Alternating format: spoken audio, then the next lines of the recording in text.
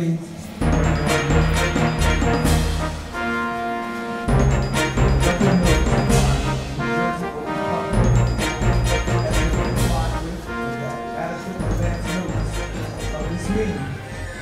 at least 48 hours in advance. On May 25th, 2018, notice was mailed to the Carrot Post in the Aldea. Notice was also posted on the bulletin board located by the reception desk and at the central office and all school building bulletin boards and within the school district. At this time, roll call. At this time, I'm going to call the board members, the advisory board members first, followed by the student representatives. When you hear your name, please say present. Ms. Teresa Atwood. Present. Ms. Catherine Blackshear. Mr. Wasim Mohammed. Present. Mr. Nanamne Nelson. Present. Ms. Carmen Otero. Present. Mr. Andrew Tolliver. Mrs. Martha Wilson. Present. Ms. Brianna Kalap, and I apologize if I'm saying your name wrong. Brianna Kalap. Tahira Coleman. And Christine, I know I'm going to mess up your name. Christine C. Yeah. Maya Cone. Ashanti Horsby. Wesley Tavares. Present. Jasmine Barge. Nisha Montgomery. Courtney Davis. Louise DeFrank. And Angel Rosado. Would everyone please stand for the Pledge of Allegiance?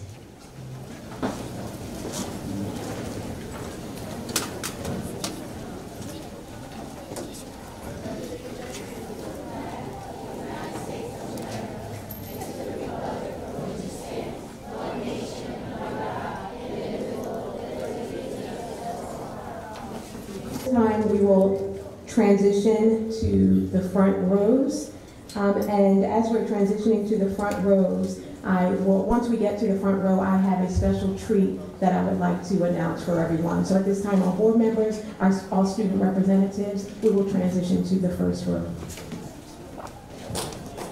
Good evening, everyone.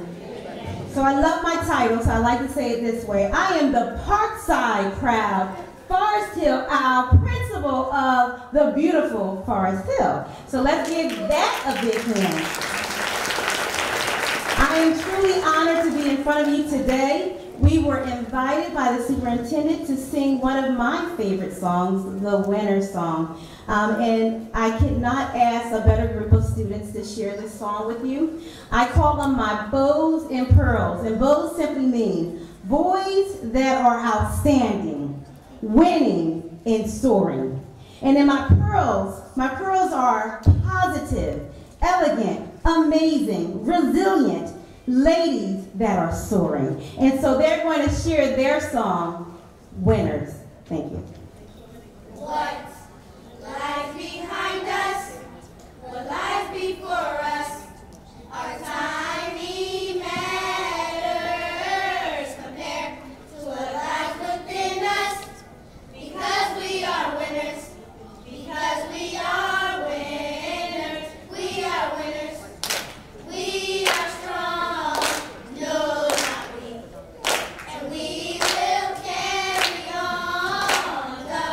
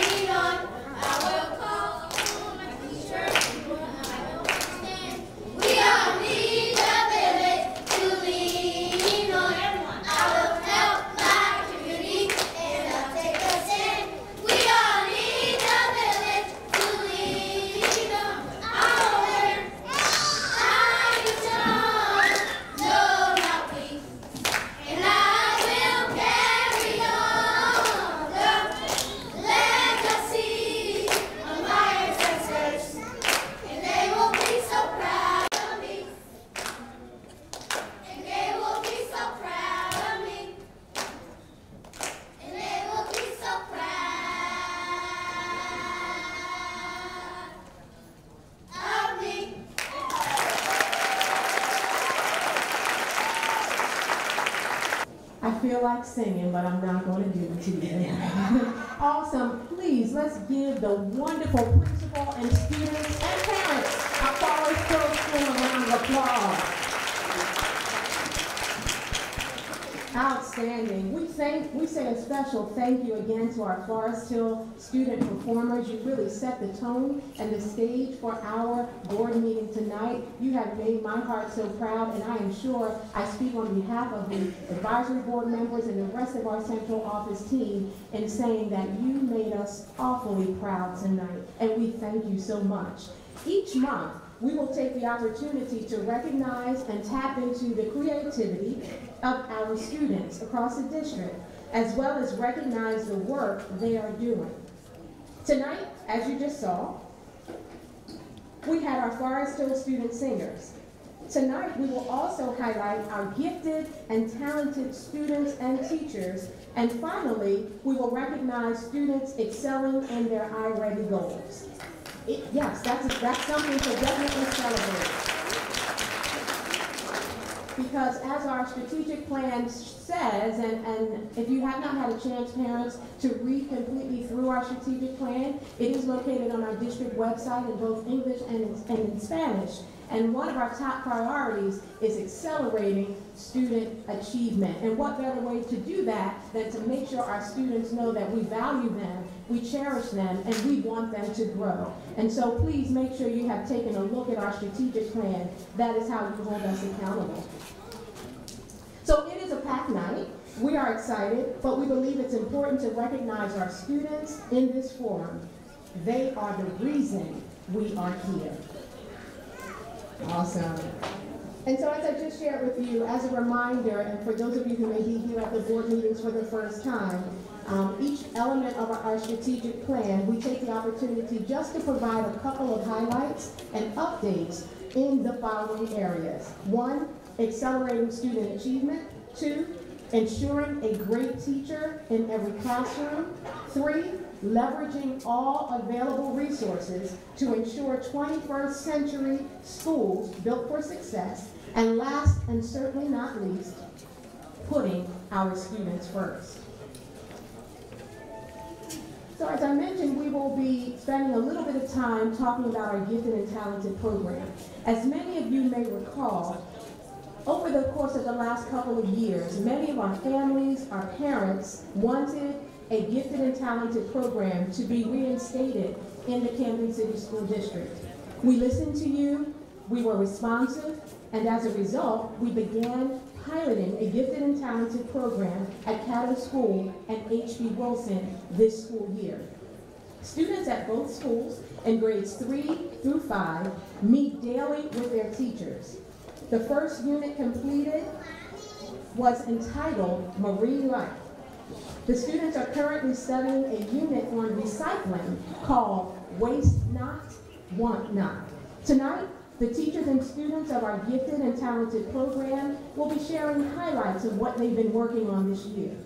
It is my pleasure to introduce and bring to the podium at this time Ms. Dow from Caddo School and Mrs. Allison from H.B. Wilson. Let's give those teachers, our educators, our wonderful educators, a round of applause. Ms. Dow from Caddo is going to share updates on Caddo's Gifted and Talented program, and then we'll hear from Mrs. Allison at H.B. Wilson.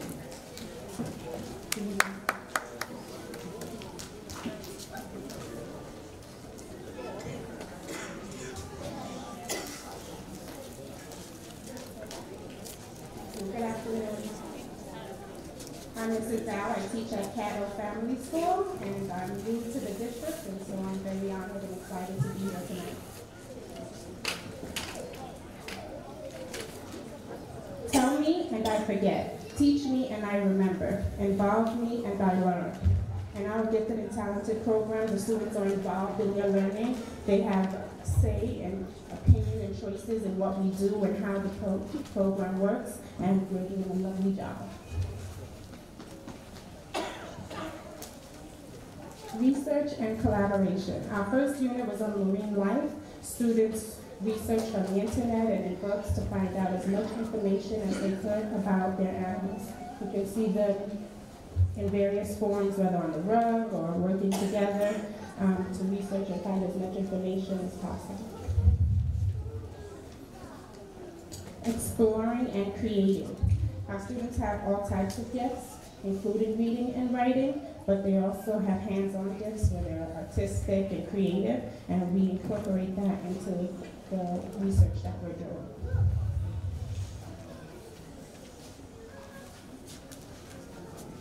Here we have some highlights from them presenting their work. Many of the students chose to do books. They're content-rich, full of information regarding the habitat, the life cycle, the adaptation to survival, everything that the animal goes through in its lifetime. More examples of the students presented. Says, did you know that a plastic jug lasts a million years in a landfill? Carol's gifted and talented students know. Now we're into our new unit of Waste Not, Want Not, and we made the connection of how what we waste and what we do with recyclable materials affects the marine life that we study. And students are really invested in this because they took such an interest in the animal that they were studying, and now to know that the actions of humans have a real impact on those animals, they're very interested in this.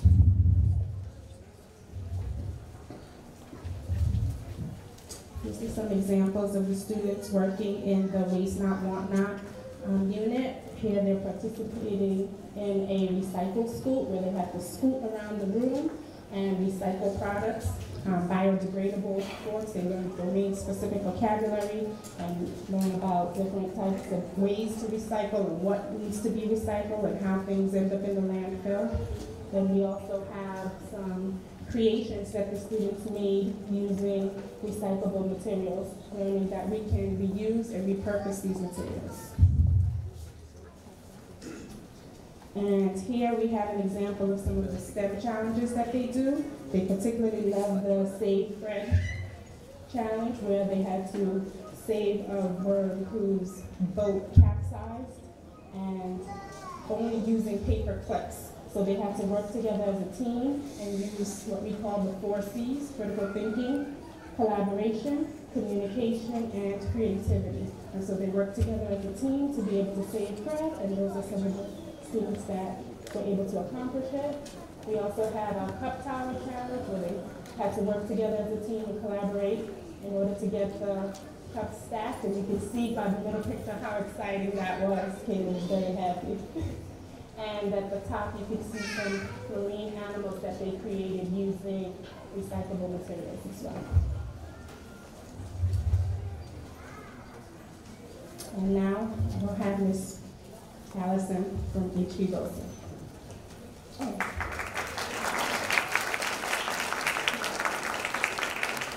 apologies. I'm going to have 2 of my students share why they enjoy being in the Gifted and Talented program.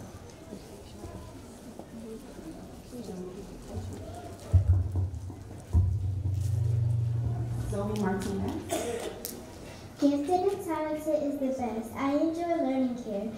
I learned the 3 types of pollution and their effects and how they happen. Air pollution happens by car fumes and car exhaust and smoke from factories. Water pollution happens by oil and fertilizer. Land pollution also happens from fertilizer.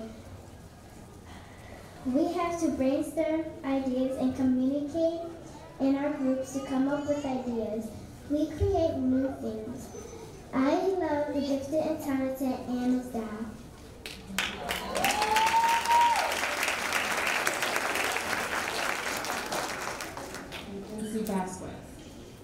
I love the Gifted and Talented program because it inspires me to be smart by doing a lot of STEM challenges. It makes me do critical thinking, which makes me think hard to solve a problem. I love working hard in the team because it's fun. I also love learning new things about pollution and recycling. The STEM challenges I love the most are the Cup Tower and Saving Fred. I love that Gifted and Talented is in Cotto because we get to work together.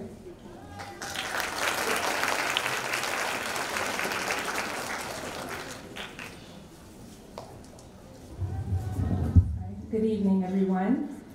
I've been an educator in the city of Camden for 22 years, and it was really a tremendous privilege to be able to pilot this gifted and talented program at H.B. Wilson. I think a guiding principle that I try to follow as an educator, not only the gifted and talented, but in general when I teach, is that every child is a different kind of flower, and all together make this world a beautiful garden. Every child comes into your classroom, they have their own unique gifts and talents, and it's our job as educators to just really pull on that and to really help them to develop and nurture what they're good at. Everyone's not good at the same thing, and I think that's what I really love about the Gifted and Talented program, is that the students get to really hone in on their individual skills and talents, and they get to feel successful because it's what they really love to do, and it really heightens their capabilities. And I think that is something that we definitely need to see more of in education, something that's really student-driven. Our students, they really come to school with a lot of gifts, and in this program, they're always creating, and they're presenting, they're designing, they're building, and one thing that we really try to stress is for them to really celebrate each other and all of the accomplishments that they make. And on here you can just see, I won't reiterate because we do a lot of the same activities at Caddo, but just so you can see how the students are really engaged in what's happening in the classroom. Over the past few months, students have not only immersed themselves in learning, but they have been doing the work of researchers, engineers, scientists, architects, authors, inventors, and much more.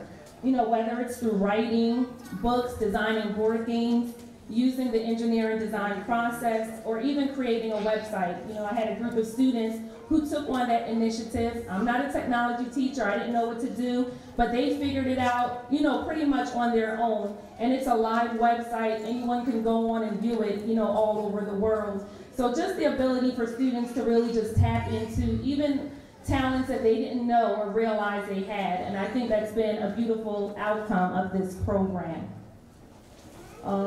Here, the students were presenting their first work on marine life. And, it was kind of challenging. They were really nervous, but they all pulled through and did a really excellent job. And you can see we had students who made displays. Some students decided to design a board game that we all enjoyed playing. Some of the students at the younger grades have played. And all of the projects are in the hallway. If you have an opportunity, please feel free to see them. These are just some of the other things that the students have worked on. Like I said, they have been authors. They've written and illustrated their own books. They've really engaged in a lot of STEM projects, just a lot of hands-on, where there's really a lot of critical thinking. And one thing that I really love is the collaboration. A lot of times the kids don't really know how to meaningfully work together and produce something. And I think in this program, that's what they've been able to do. Know that when we work together as a team, just like in that song, it takes a village. And they're learning that, our skills isolated are good, but when we put that all together, we really can create something tremendous. Okay, and these were just some more pictures from their presentations. They did really excellent work. They were proud, and I think they were just amazed at what they could accomplish. So at this time, I have a few of them here who just like to share what they really enjoy about being in the Gifted and Talented program.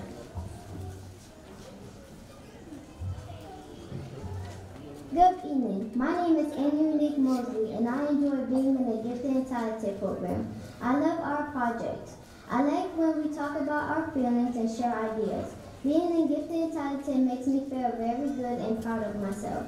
I hope that I can be in this program every year.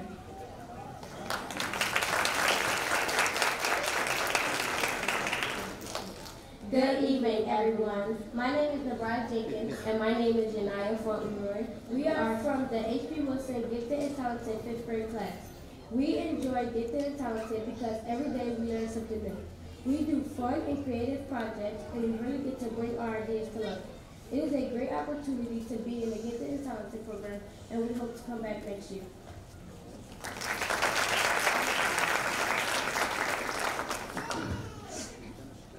Good evening. My name is Malachi Bagman, and I am in the 5th grade Gifted and Talented class. And gifted and talented, our teacher, Miss Allison, is the best teacher ever. We learn about marine life, and my group created a board game on blue and octopus. It was exciting to see all of the students and parents playing our game. Now we're working on recycling and how to save the earth. I can't wait to perform the original skit my group is writing about the effects of global warming.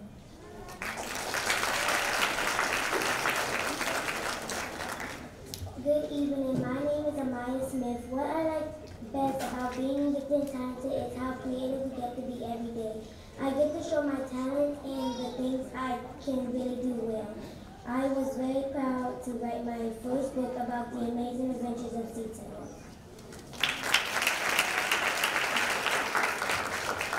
Thank you.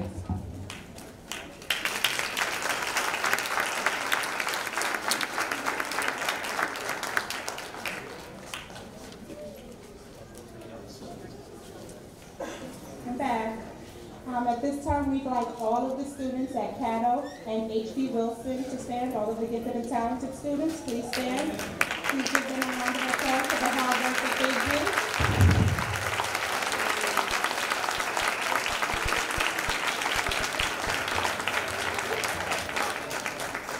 Be seated.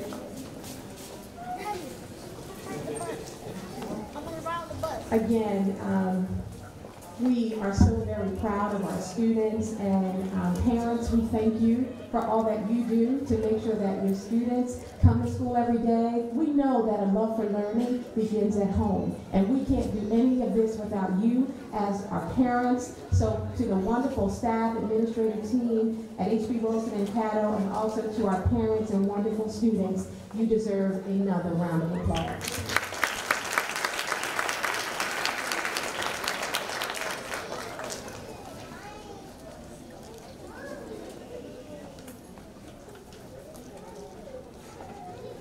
So we are definitely looking forward. That is not the last time that you will hear an update from the Gifted and Talented pilot program that we are conducting at H.B. Wilson and at Caddo School.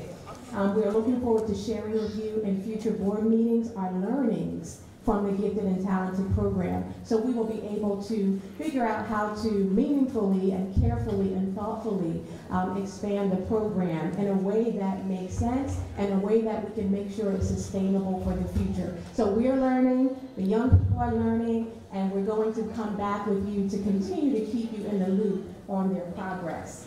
Now I'd like to welcome our Deputy Superintendent for School Support, who oversees the work of the Gifted and Talented program and just about every other curricular element and component in our district. Dr. Fletcher will lead the recognition of students excelling in their I-Ready roles at this time. Let's give Dr. Fletcher a round of applause.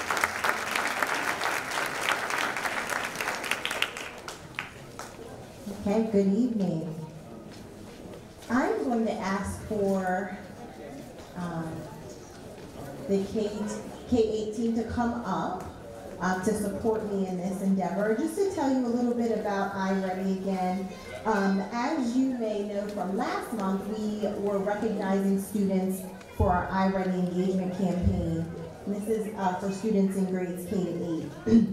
And so the objective of the campaign is to focus on students completing their individual personalized tracks that they get when they take an assessment 3 different times during the year. So in the beginning of the school year, they take an assessment. That assessment really just says where they are as a grade level student.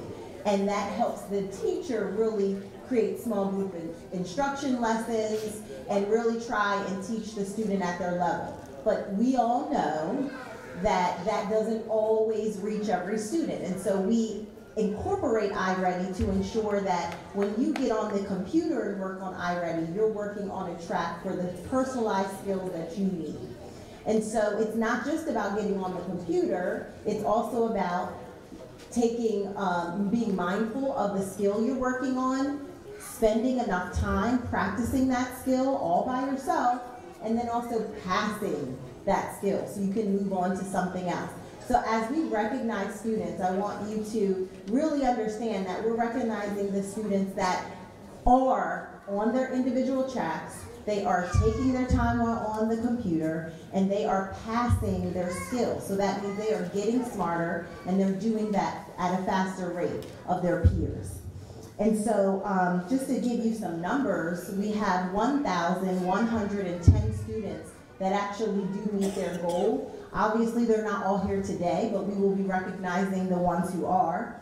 And 396 of those 1,110 students, they meet their target in not only reading, but also in math. So we have some dynamic students that you should be very, very proud of.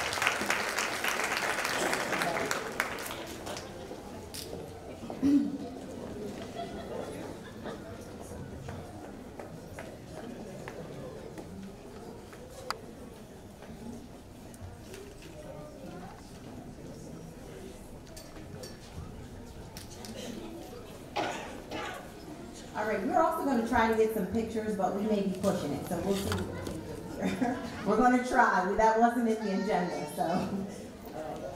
Okay, we're going to start with Sharp School. Ariel Belfort. In 3rd grade. Davis School, our 6th grader is Jandy Sosa. For Yorkshire in 4th grade. Emily Salcedo. In 3rd grade at Davis. We have Jaden Donkers. And Michael Calderon, 6th grade from Yorkshire. Our kindergarten student at H.B. Wilson. Mason Norman. And Yasir McCargo from 6th grade H.B. Wilson. Julius White, 3rd grade H.B. Wilson. At Sharp School in kindergarten. Jenny Elise Rodriguez. And at Veterans in kindergarten. Jacob Arroyo. In 6th grade at H.B. Wilson. Yasir McCargo. 4th grade at Caddo. Kayla Tessero. And in 5th grade at Caddo. Angel Leo. Our 2nd grader at Cooper's Point. Nico Beavis. Our 6th grader at Kramer. Sasha Oglesby. The next 3 students are 5th graders at H.B. Wilson. Anna Unique Mosley. Jeremiah Purnell. Jeremiah Wilkins Purnell.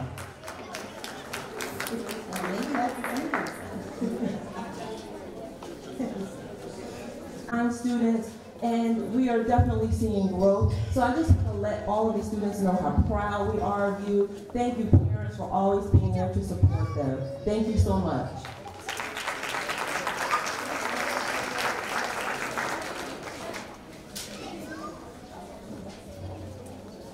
All right, I'm going to turn it back over to our superintendent for the rest of the presentation. Thank you.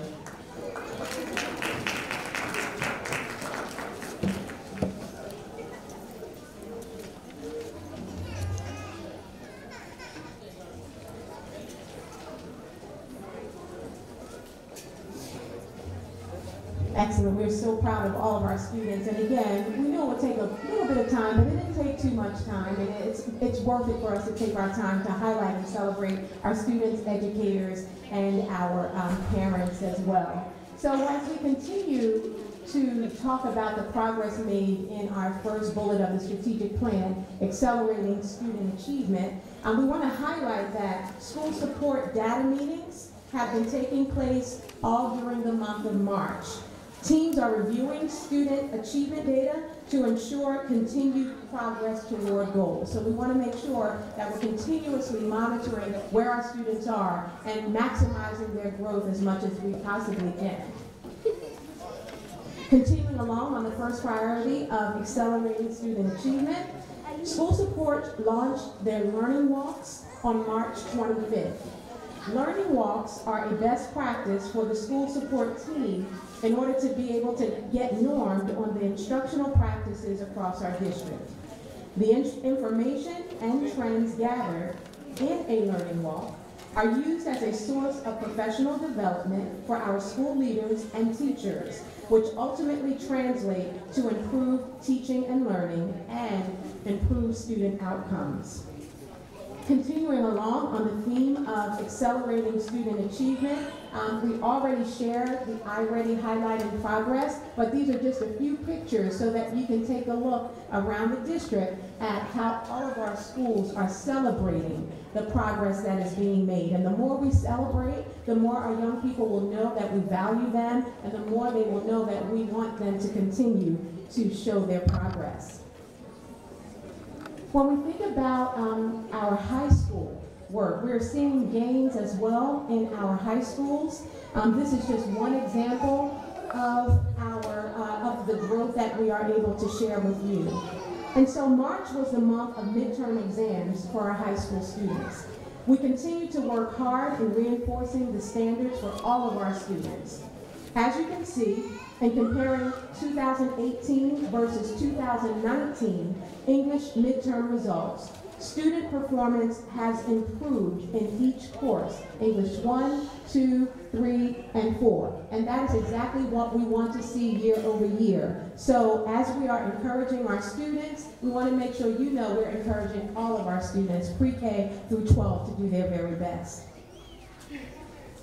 As of the end of last month, our team has been working hard to ensure our high school students are college and career ready through early exposure to colleges and universities, including visits and admission presentations. And so you can just see here just some of the data points. There have been 12 campus visits that have been conducted. There also have been 23 campus visits that are planned, so they are still to come. And we have admissions presentations as well as planned admissions presentations. So we're upping the number of opportunities for our students to be exposed, and this is not the end of it, but we just wanted to share with you where we are, which is a tremendous amount of progress in comparison to where we were last year.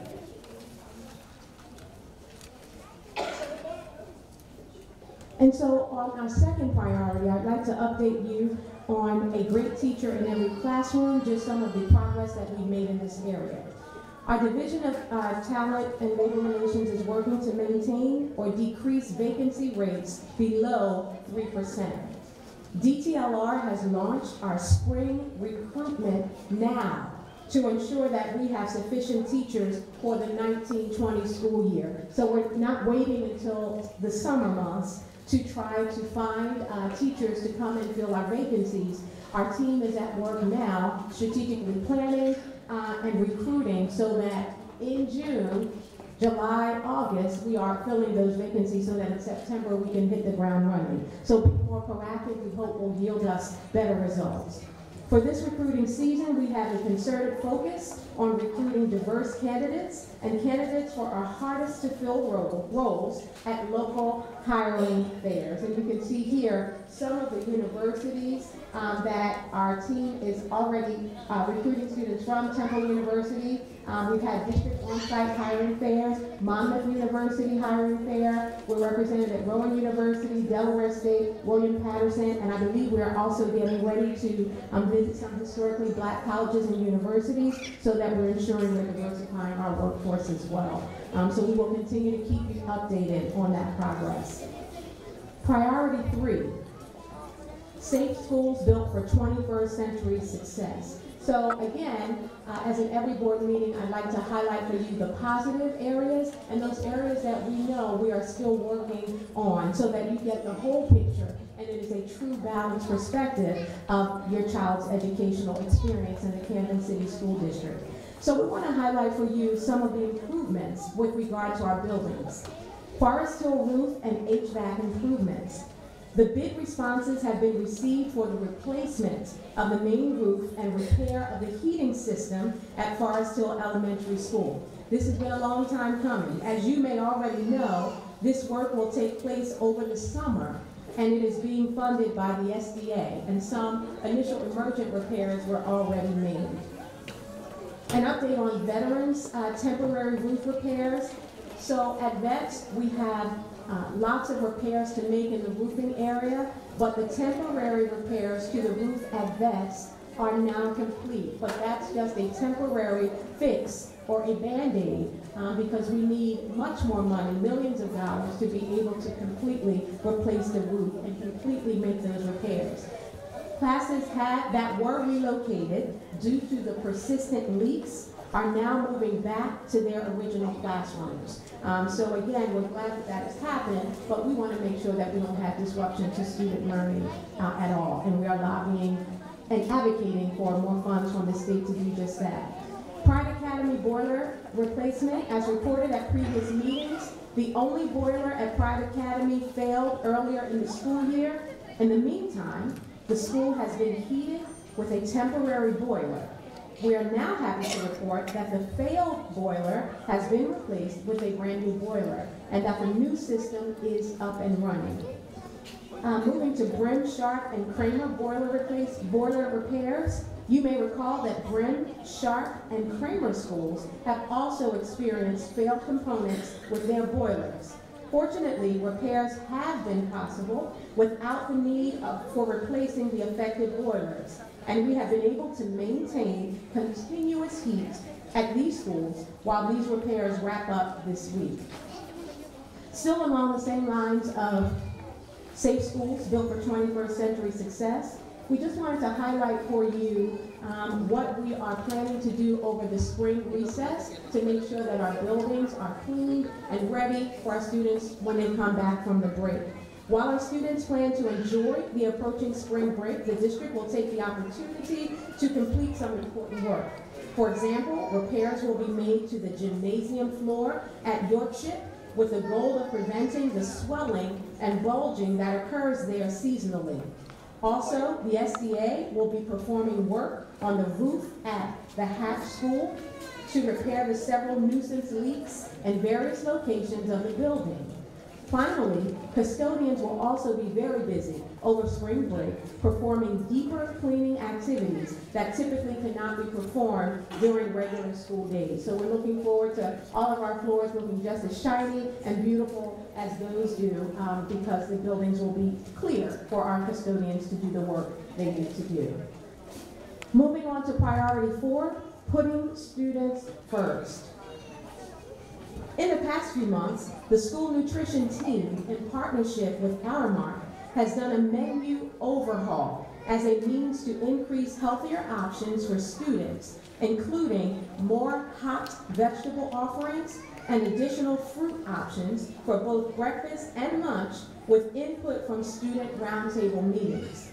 We conduct site visits every quarter, and the third quarter visits are now underway. The visits are conducted to monitor and ensure the appropriateness of the overall operations across schools with regard to our nutrition program. Working with external partners to bring additional resources to the schools, including organizations like the American Dairy Association.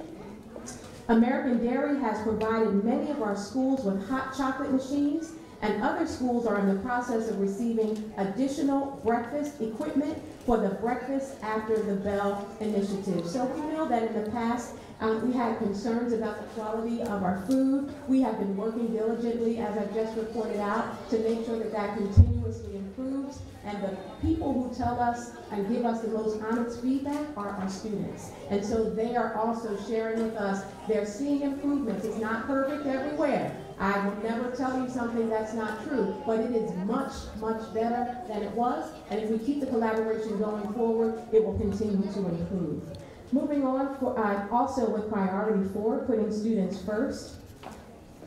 Wanted to just share an update with regard to board vacancies, and this information has been highlighted on our district website. It was advertised, but I wanted to make sure that I step back and have the opportunity to share it on this platform as well. There are currently 2 vacant seats on the advisory board. The community voted for the board to be elected rather than through mayoral appointment. Because both seats have been vacant for more than 60 days, according to New Jersey statute, the county executive superintendent will make the appointments to the board for those 2 vacancies. In this coming November, there will be 3 seats that will be up for election. All applications for the current vacancies have already been submitted to the Executive County Superintendent, Dr. Lavelle Pugh Bassett. She is reviewing those applications and she will make the final decisions regarding appointments for those 2 vacant seats. Also, moving along with putting students first, I just wanted to share some information with you with regard to the fiscal year 20 budget, not going into anything detailed, but just sharing some high-level information with you. So over the past 5 years, Camden schools have made considerable academic improvement, steady, but consistent incremental gains in our achievement data. Student proficiency rates in reading and math have more than doubled since 2014, and graduation rates are up nearly 20%. During budget season, our #1 goal is to protect students and classrooms from drastic cuts wherever possible, and to continue the momentum our students have built in recent years. Students have made this improvement despite a very dynamic budget situation that has required change management during this time from year to year as we go into the budget season.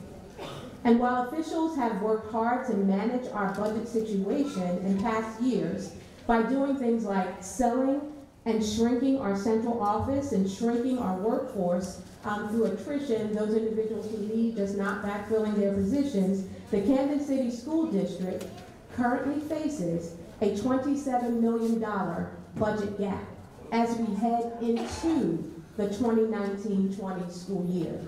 And the gap last year was in a similar place and has been. It's been reducing over the years, but we face now a $27 million budget gap. We are committed to closing this gap.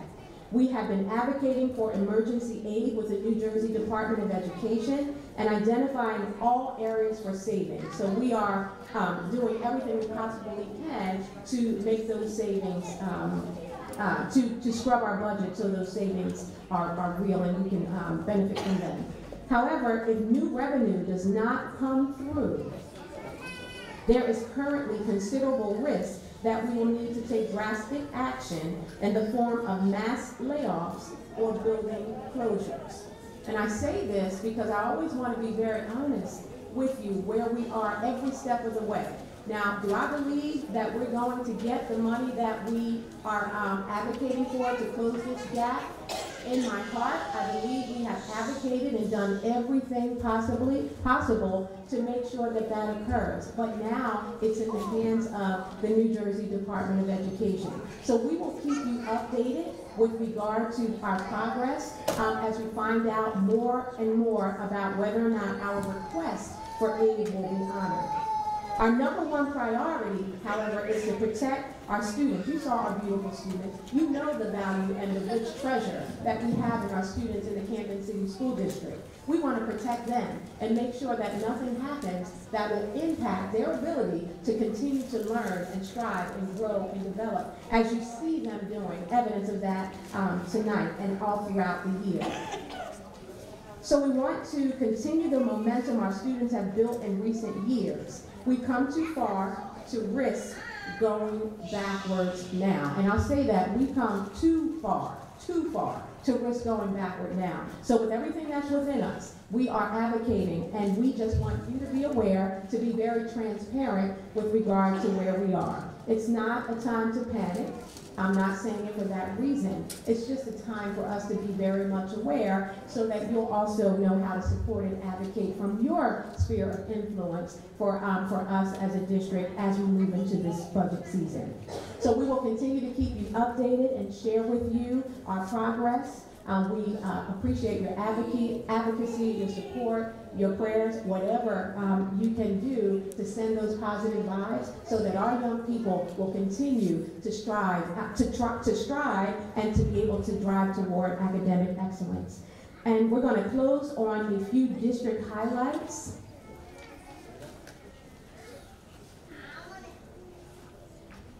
So on Saturday, March 2nd, First Lady Tammy Murphy, our governor's wife, hosted the New Jersey Family Festival at Caddo School. Families were able to come out to enjoy free food, music. It was a wonderful time. There was just so much for our children and families to do, and there were so many resources that were shared. The New Jersey Family Festival is a resource fair to help families learn how to access state, county, and local programs. And it's also a part of the First Lady's initiative to ensure that when it comes to maternal health and when it comes to parents being able to, mothers get what they need, the nutrition, the advice, the support, so that as they're carrying the next generation of children, that they get everything that they need in order for those children to be born healthy and strong. And so that was a tremendous highlight. There were so many participants there. It was just a wonderful time had by all. Next, we talked about Forest Hill, so we're going to share a highlight from Forest Hill as well.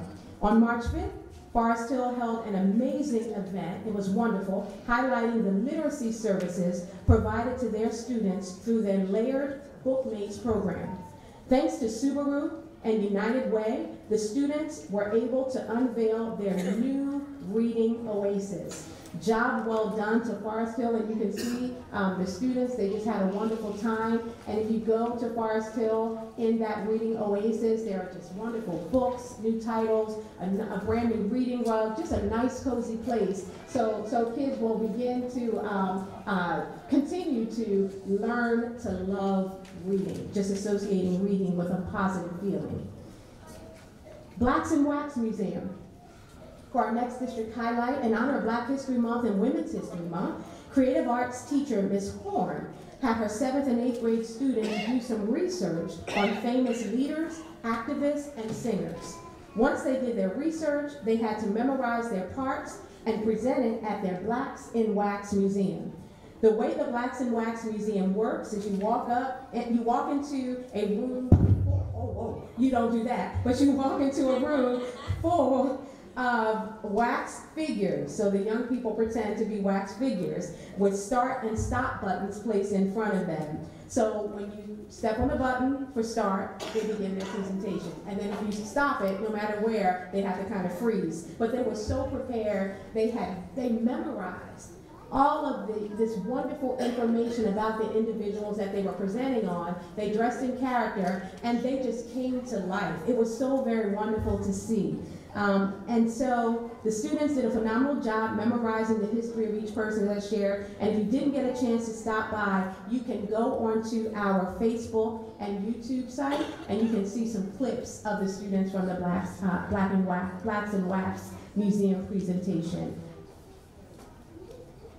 Our next district highlight on March 6th, Mayor Frank Moran kicked off the city's 2019 summer jobs application, allowing students from each of our high schools the opportunity to be the first to apply for open positions. So our students from the Camden City School District, we went to City Hall, we went along with some of the support staff, and Sheree Perry, she was there with me, Ms. Perry also, and we had a chance to have students from all of our high schools, all 5 representatives, to hear firsthand about the jobs that will be available for them, learn about the application process, and they were able to be the first to receive their application. So we're looking forward to highlighting for you their wonderful experiences this summer as they learn some of those very critical skills necessary as they move into the world of work in the future for themselves. We're excited for our students and their opportunities.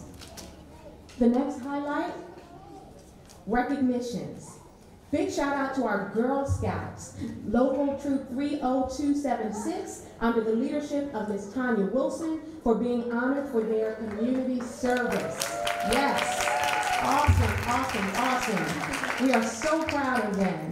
Second highlight you'll see here, our Camden City School District students were recognized at City Council for winning the Indoor State Championship in track. Huge shout out, yes, absolutely. Huge shout out to Camden High's leadership team, Coach Ava Satterfield, Coach S, and Coach Duran. They're doing a wonderful job with our young people. And the third shout out, Camden High School students Zanasia Jackson and Shayla Taylor were honored at the school's Development Authority for National Women's History Month. Awesome.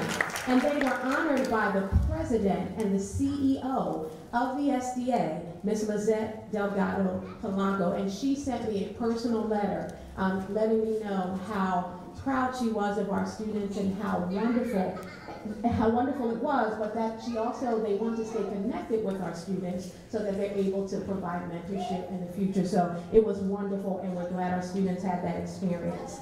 That concludes our district highlights. At this time, we will go back onto the stage where we will have our board members to acknowledge our district retirees. Thank you for your attention. Good evening. We'd like to give honor to our district employees who served us so well, and we certainly are thankful for the time that they gave to our district. First person is Robert Atwell. He was a teacher of technology. He served with us for 26 years. Jacqueline Ballinger, she was a teacher of special ed for 32 years. Deborah Carter, teacher of elementary K through 6 for 28 years. Maria Diaz, paraprofessional A, she gave us 31 years. Robert Farmer, special education teacher and former CEA president, he gave us 29 years. Gregory Foster, teacher of health and physical education, gave us 19 years. Vivian McBride, teacher of special education, gave us 36 years. Maria Edukin, nurse, pre-K, gave us 25 years. Lisa Johnson, teacher of special education, gave us 30 years. Laura Puma, teacher of music, gave us 17 years. Robert Taylor, teacher of special education, gave us 28 years. William Tribbitt, teacher of elementary K through 6, gave us 27 years. Stacy Turner, paraprofessional A, gave us 9 years. Santina Upshaw, teacher of fashion, gave us 13 years. And we humbly thank you for all of your service and certainly wish you well in your retirement or your next endeavor. Thank you.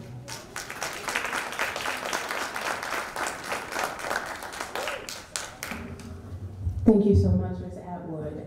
We have a long list there of retirees, and I almost dropped a tear when I saw one of them, Ms. Vivian McBride, who had dedicated 36 years. She was also my cheerleading coach when I was at Camden High School, and I dare not tell you the year again right now for her sake. But she has been dedicated, as all of our retirees have been, so we appreciate all of them.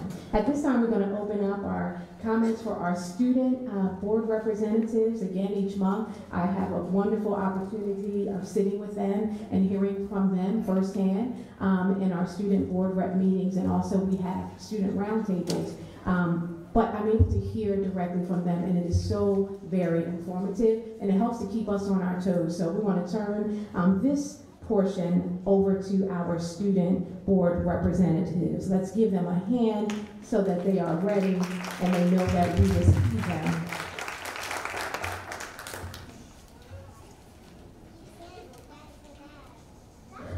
And just restate your name before you start. Hello everyone, my name is Wesley Tavares. I am the representative for Camden, New Jersey. Excuse me, Creative Arts. So I'm going to start off with lows, because I feel like that's where Pacific My School shined the most. You know, last year, being the junior board representative, I had a lot of things to say, but this year I find that my lows start to get longer than my grows. So I just want to say that, you know, I feel like we're headed in the right direction. So I do want to highlight like two things. So I've been seeing progress being made with the school food. I know a lot of people have always been like complaining about the school food, and I just feel like it's gotten a lot better now. So props to Airmark, they're cleaning up. And we also have a friendly environment and staff. So we have a guidance counselor, so we do that. Her name is Ms. Pruitt.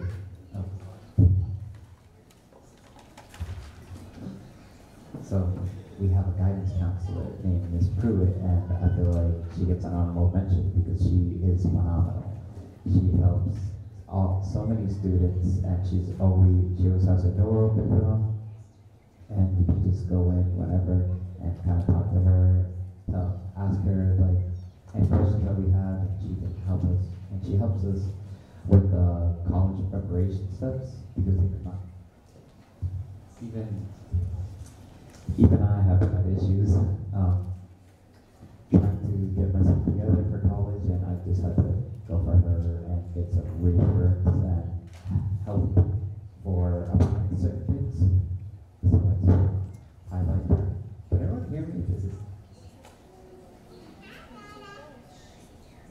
okay. Is it still? Okay, better now? I'm sorry. So for the grow areas, these are just going to be a few nitpicks I have before I get into my main discussion. So our computers at Creative Arts are super slow, and they take a long time to boot up, and the browsers don't want to work, and we also have internet issues every now and then, and it can just get really frustrating when you have work to do that you need a computer for, or you want to print something out, which the printers are also not that good. And we are lacking school supplies, and this is mainly for the paper shortage and the art, our teachers. They always complain about not having enough supplies for the students. Nitpicks aside, I feel like as a senior, I feel very restricted, and I don't feel like a senior in a sense. I feel like I'm just in the second part of 11th grade. So I haven't progressed. I still feel like a junior or sophomore or whatever. And I feel like one of those reasons is because we didn't have much room to create our own schedules. Like, we only got to choose one thing out of our schedule, and that was an elective. That's about it. And we also don't have any senior privilege or anything like that. And it more so just feels the same as my previous years. And sometimes that can be negative, because I feel like the curriculum hasn't taken account for the fact that as we age, we start to have more responsibilities. And I feel like things that hasn't been taken into account, things can be somewhat difficult. Like, I'm struggling to find time to do certain things outside of school, like applying for scholarships and all that, because I'm bogged down with the same schoolwork that I've been getting. And that's about it. Thank you. Thank you, Wesley. Hello, everybody. My name is Tyra Coleman, and I am a senior at Camden Big Picture Learning Academy.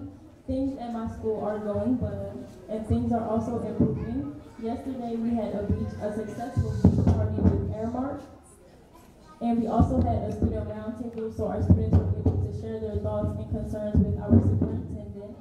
Those things were very successful. Something that we're working closely with the board to improve is our school safety and improving our curriculum for next year. And that's everything. Thanks. Thank you, Tyra.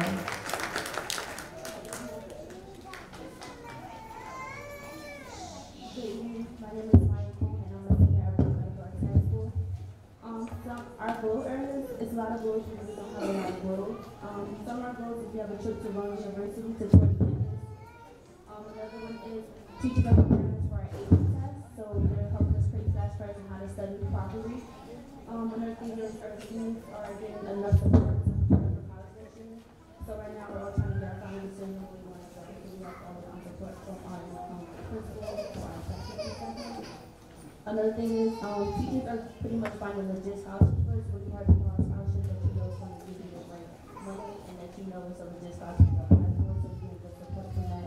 And also, another thing is juniors are taking SAT class, which I heard was really well. So it was 100% participation in like taking SAT, which is really good, so we are all getting prepared for college. And also for our work area, we're working on trying to get ACT classes instead of just SAT.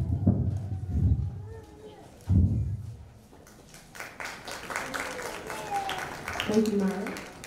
We want to thank all of our board reps, our student board reps who were able to make it tonight. We know that some of our board reps have jobs and other responsibilities, so they do come to our luncheons and share their concerns, but they may not be here, and that's why you don't see some of them represented. All of the topics that were presented, we shared updates and feedback with the students in our lunch and also afterwards.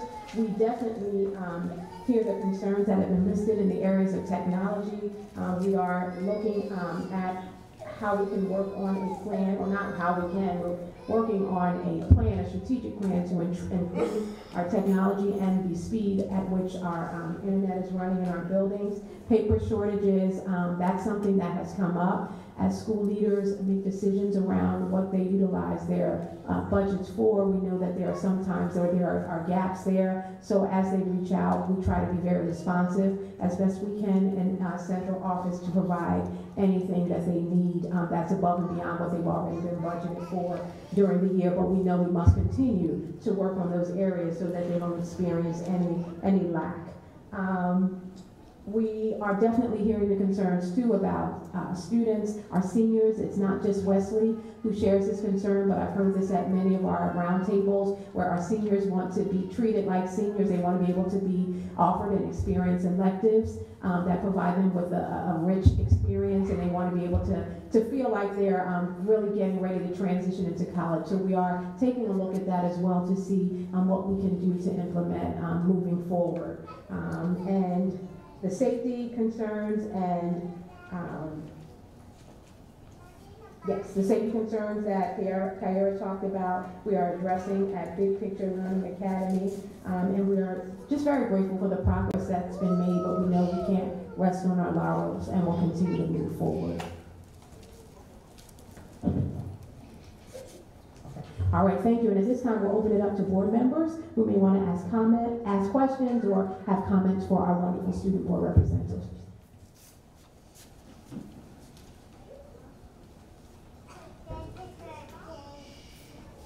Thank you, Madam President and Superintendent. I just want to say to our students to continue to stay encouraged, no matter what. Continue to be encouraged about your education. And to the students and families, start, thinking about, I know in your senior year, you're thinking a lot about, what's your next moves, but I know a lot of times most of our best students want to leave the area. Start continue thinking about the secondary education that goes on here locally with, the schools here with Rowan University, Rutgers, and the schools that are present here. I know a lot of times I had issues with my children wanting to stay home locally, but I think the city of Camden, that we're going in the right direction, that we can continue to encourage our children and our families to think about educating our children within this area, to keep them home, to keep the best in the area, because I'm pretty sure it's a high percentage that most people go to school at, they stay in that area. And Camden we have seen some of our best leave out, so we want to think about encouraging you to stay local. Thank you.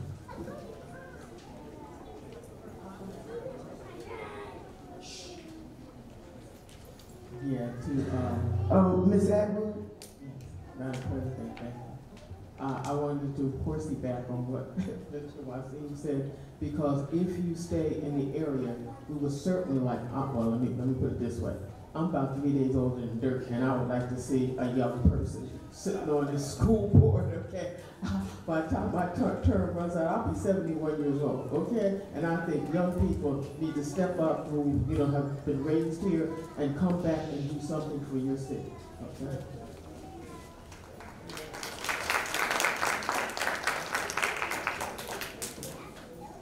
Anyone else? All right, thank you. And at this time, we will turn the meeting over to General Counsel to provide to lead us in the public comment portion. Thank you, Superintendent. Good evening, everyone. The Camden City School District welcomes the attendance and comments of all members of the public at its meetings. This public comment period is your time to be heard on the agenda items in this meeting. This is not a time to engage in a dialogue with the board. but it is your time to present your comments to the board and the superintendent. Each person who has signed up will have 3 minutes, and each of you should have received a card with a number on it. After you have spoken, please return that card to Sheree, who will be at the door to collect the cards that you have. You will be notified when your 3 minutes are up. You'll see it on the screen there, on the wall there. You cannot yield your time to another person. When it is your turn to speak, please remain at the podium and address all of your comments to General Counsel or to the superintendent. Please be courteous to your fellow community members and keep your comments within the time frame allotted so that everyone has an opportunity to speak. At the end of the 3 minutes, the microphone will be cut off. Please conduct yourself in a respectful and courteous manner. The First Amendment is not absolute, meaning that the board can prohibit language that is inappropriate. So for anyone whose comments or actions either harass, intimidate, or threaten the safety of any person, we will provide you with a warning or immediately end your comment time. In addition, if you curse, use vulgar language, or make personal attacks, we will provide you with a warning or end your comment time. We will not interrupt you during your 3 minutes of comments unless we deem it necessary. If a member of the public speaks about a staff member, interruption is necessary to caution him or her of the danger of slander. Members of the audience should also not interrupt the speaker at the podium. If you have any questions, please ask your questions during your 3-minute comment period.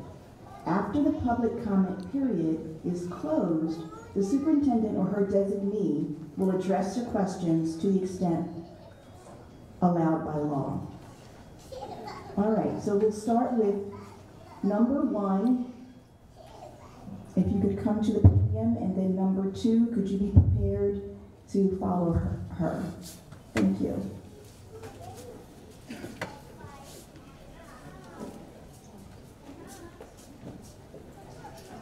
Good evening, Madam Superintendent, Ms. Blackshear, school board members. My name is Mrs. Britt. I've resided on Park Boulevard for the past close to 30 years. The immediate parcel of land behind my home in ECDC is school board property, and you have allowed the residents to park there. We appreciate your generosity. The past 5 years or so, we have incurred an increasing problem with off-street parking, non-resident parking, illegal vehicles, abandoned vehicles, all kinds of activities. Some of these people don't even wait till sundown to go back there and do what they do. When we call the police, we are informed that as long as the vehicles are legally registered, they can't do anything. If they tow those vehicles, they have to tow ours too, because we don't have proof we are authorized to park on your land. Previously, the parking authority did issue parking placards, which they have not done in years. Speaking to the parking authority, they say they won't.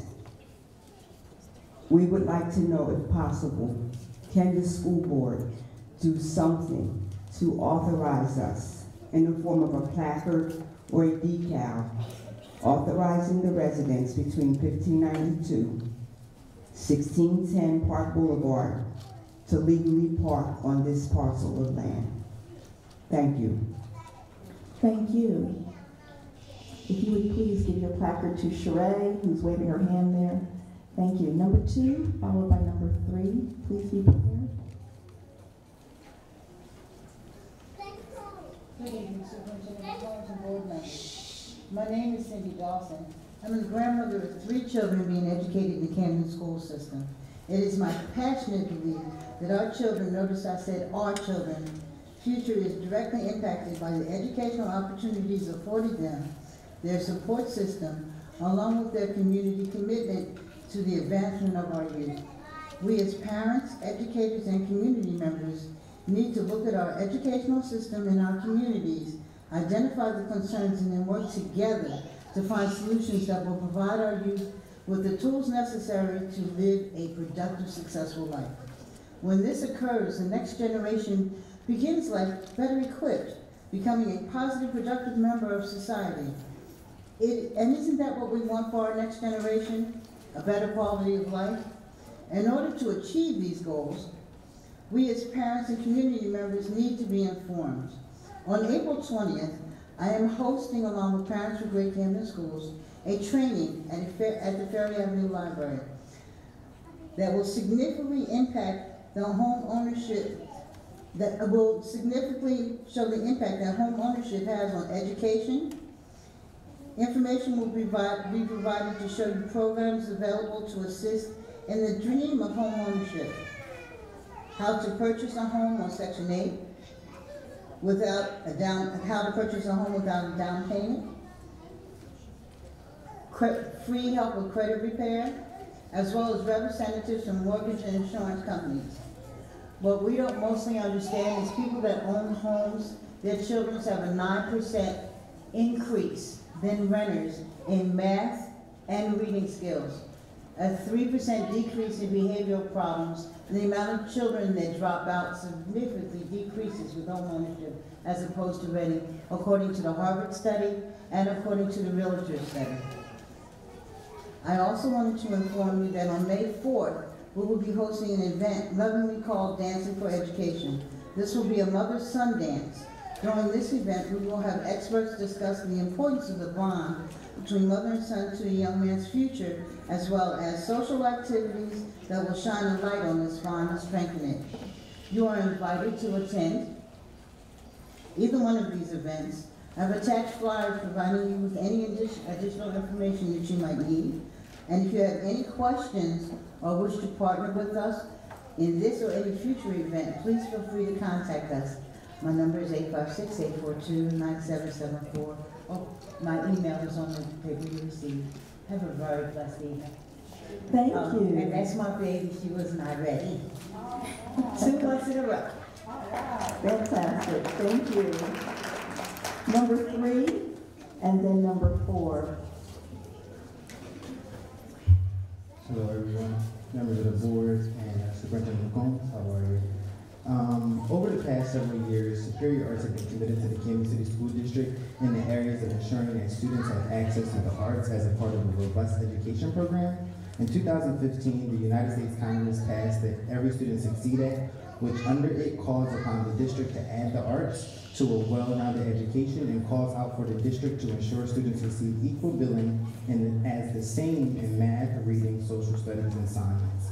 Sadly, this year, our organization has been asked to scale back our programming due to budget cuts over the next 5 years.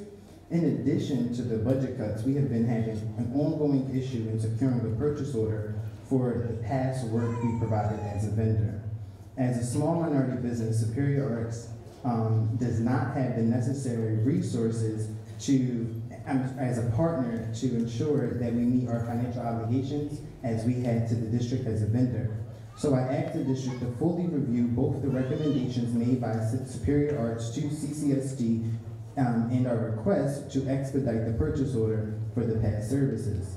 In closing, as a proud graduate of the Camden City School District Creative Arts, I must implore you to forge ahead with attracting the appropriate funding to ensure Camden City scholars have access to a well-rounded education that includes dance, acting, visual arts, multimedia arts, and both during and after school. So I presented to the board today a list of recommendations that will basically forge ahead through the congressional office as to how we can go after grant funding together to ensure that in the next coming years we can have the appropriate funding to support the Every Student Succeed Act that has been presented to senior members in the superintendent's office and now to all of the board members as to how we can forge ahead with that. With us being the lead partner with the district for the last several years, we're excited to partner with the district on forging ahead with that. And we want to be here, we want to work with you all, but the process has been very, very hard in the past to kind of keep this program going.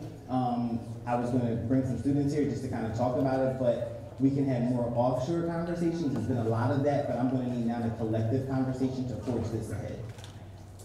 Thank you. Thank you. Number 4. Josie Ocasio, and then number 5. Please be prepared to come up.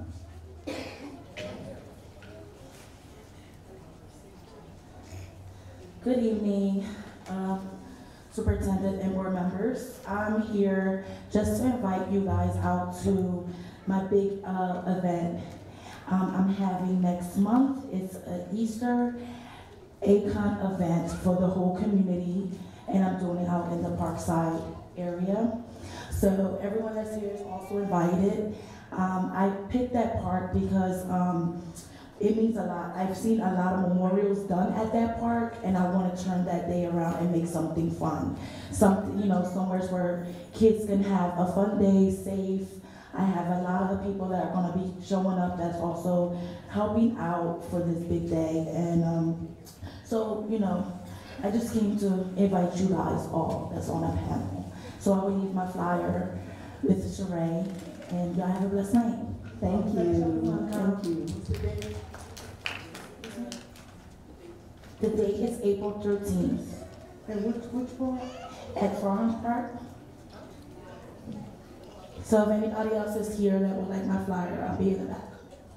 Thank you. Thank you. Number 5.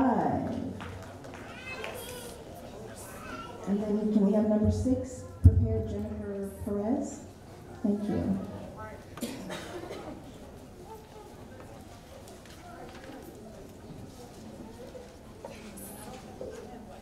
Good evening, Superintendent and board members. My name is Jose Ocasio. I'm a parent of Jaden Ocasio, who attends Freedom Prep School. The reason I'm here tonight is to ensure that my voice as a parent be heard when it comes to my child's education. I had a wake-up call when he came home one day crying that he was sent to the castle, which is for students with behavior issues. He's only in kindergarten. The problem at that time was because my son didn't understand the color system, which defines a student's behavior. It really hurt me to see his face, and I couldn't explain why it happened. I reached out to his teachers and asked what we can do at home to prevent this situation from repeating itself again. I also connected with other parents with similar issues, so we came up with solutions that may help. And if we focus more on tutoring and making education fun, it might replace the discouragements that are in our students and focusing and staying out of the castle. In the future, I'm hoping that my voice as a concerned parent and advocate for my child and others be heard, and we can work together building a strong but healthy discipline guide that will and can help work with our kids. The castle should be moved to a more private area, even off the floor where kids are not exposed to the other students' behaviors. Use that same space for extra class, extra tutoring for all ages.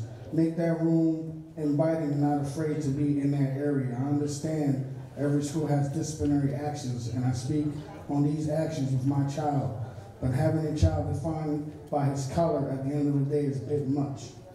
Students can be teased, students can become more likely to shut down and lose focus on the real reason why they're in school, and the importance of good trust in their teachers. I hope we can work together and bring in better ways to discipline our child while they're in the hands of school responsibilities. Other than that, I like my child's school and their teachers are great. Thank you for hearing my concerns. Have a good night. Thank you. Thank you. Number 6 and then number 7, please come down. Thank you. Good evening, board members, parents, and community members. My name is Jennifer Perez, and I'm a parent advocate leader with Parents for Great Canyon Schools. Last month, I attended a board meeting and voiced my concern on school violence. I'm here to say thank you, Acting Superintendent LaCombs and board members, for listening to my concern as a parent and advocate in making a step towards school safety. When I read the article on Facebook, it made me feel that my concern was acknowledged, which made me feel good. So further on with the solution around my concern, I'm hosting a community meeting on Monday, April 1st, 2019 at 116 North 2nd Street at 5 p.m. And I would like to extend the invite to the board members and to the communities to come out and be a part of my meeting. Thank you very much. Have a good evening. Thank you. Number 7 and then number 8. Please make your way down.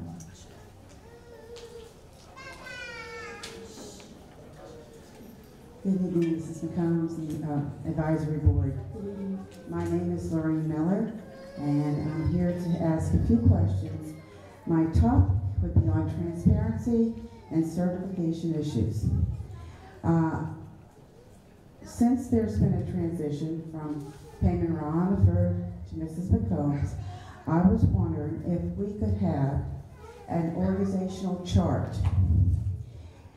I noticed on the Department of Education, they have a chart as such, and if there's a vacancy, they mark that as well.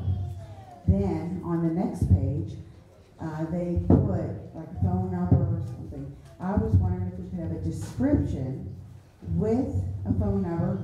I don't know if you're able to put a person's name or not, but I'm just thinking if I had questions, I would like to be able to speak to that person, you know, and go through the chain of command, the proper procedure.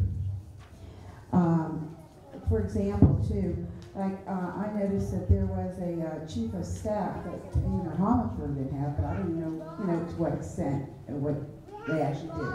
And I want to make sure, and I think I'm not the only one that wouldn't misinterpret that as well. Okay, the last thing would be, I brought up different things last month, and I did realize that in the Renaissance schools with the certification of staff members and everything, I was just wondering if you know if that was rectified, because I know being a teacher, parent, grandparent, I would want my child to be in a certified classroom.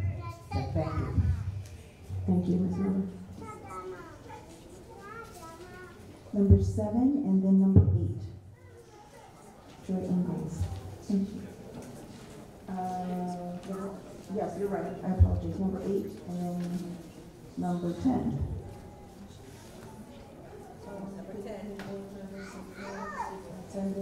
My name is Joy Ingalls, and I'm a parent and Kansas City resident. My son attends Coopers Point Family School in North Camden. When I received his report card for the second marking period of this year, I noticed his reading level was 3 levels behind. Being a concerned parent, I requested a meeting with his reading teacher to get a better understanding of why he was not on point and how we can improve his reading levels. Most of the meeting was about him talking in class and his behavior. Then I was told the computer program iReady is designed to help him with his specific needs, and the workbooks and learning apps that I purchased on my own would get him on track. I asked if she can put together a reading packet to help him over the winter break. She told me that she didn't have anything to give me, and Clever/iReady would help him. I left the meeting not feeling confident that his needs were or would be met. I am now seeking better school options for my child outside of this neighborhood. In December, while attending a holiday meeting at my son's school, I noticed a tree on the wall that had many branches with several leaves on it. Each leaf had a grade level and a percentage for reading and math, and an overall percentage for each grade level. It saddens me to see that the entire school was not on the required levels. First grade, 1% reading, 1% math. Second grade, 2% reading, 2% math. Third grade, 10% reading, 1% math. Fifth grade, 10% math and 0% reading, and so on. While attending another meeting inside the Coopers Point Library on how to keep your child on track over the winter break, I noticed all the books in the library were covered in plastic inside of blue bins. And there was no librarian. How can our children succeed if they have no access to a library with books they can use or take home, and no librarian to help them access information? After these experiences, I wanted to become an advocate in education. A quote from Robert M. Hutchins states, "Education is not to reform students or amuse them or to make them expert technicians. It is to unsettle their minds, widen their horizons, inflame their intellects, teach them to think straight if possible." We need a change in our school system.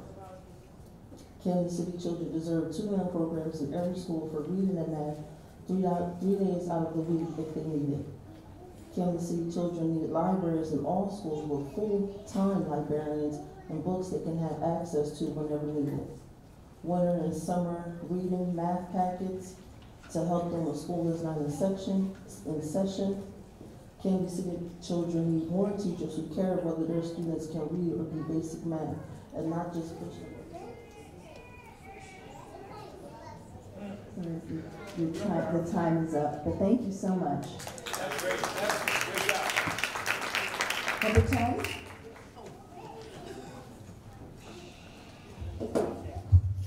Good evening, Superintendent, board members, administrators, solicitor, and the public. Thank you, Ms. Atwood, for asking me to come this evening. My name is Pat Lindsay Harvey, and I'm founder and CEO of Edu Sports Academy. We have a program called Swing to Tea. It's a very unique program. We started age 2. Last year, I taught an after-school program at Kramer, this year at Molina. Our curriculum acumen is asked, because it's a very powerful word worldwide, because amazing things happen when you ask. So the A is for athletics. So we teach skills and techniques to play the game of golf. S is for scholastic, in that we infuse STEAM subjects as it relates to golf. K is for consciousness. We talk about the importance of having a harmonious and healthy body, mind, and spirit. So it's a very unique program. The way we teach it, I've developed something called the gradual progression method of teaching. So our students start out with a very large club head and a tennis ball size ball, and then progress down to digital equipment. So they're learning the game much quicker and more efficiently.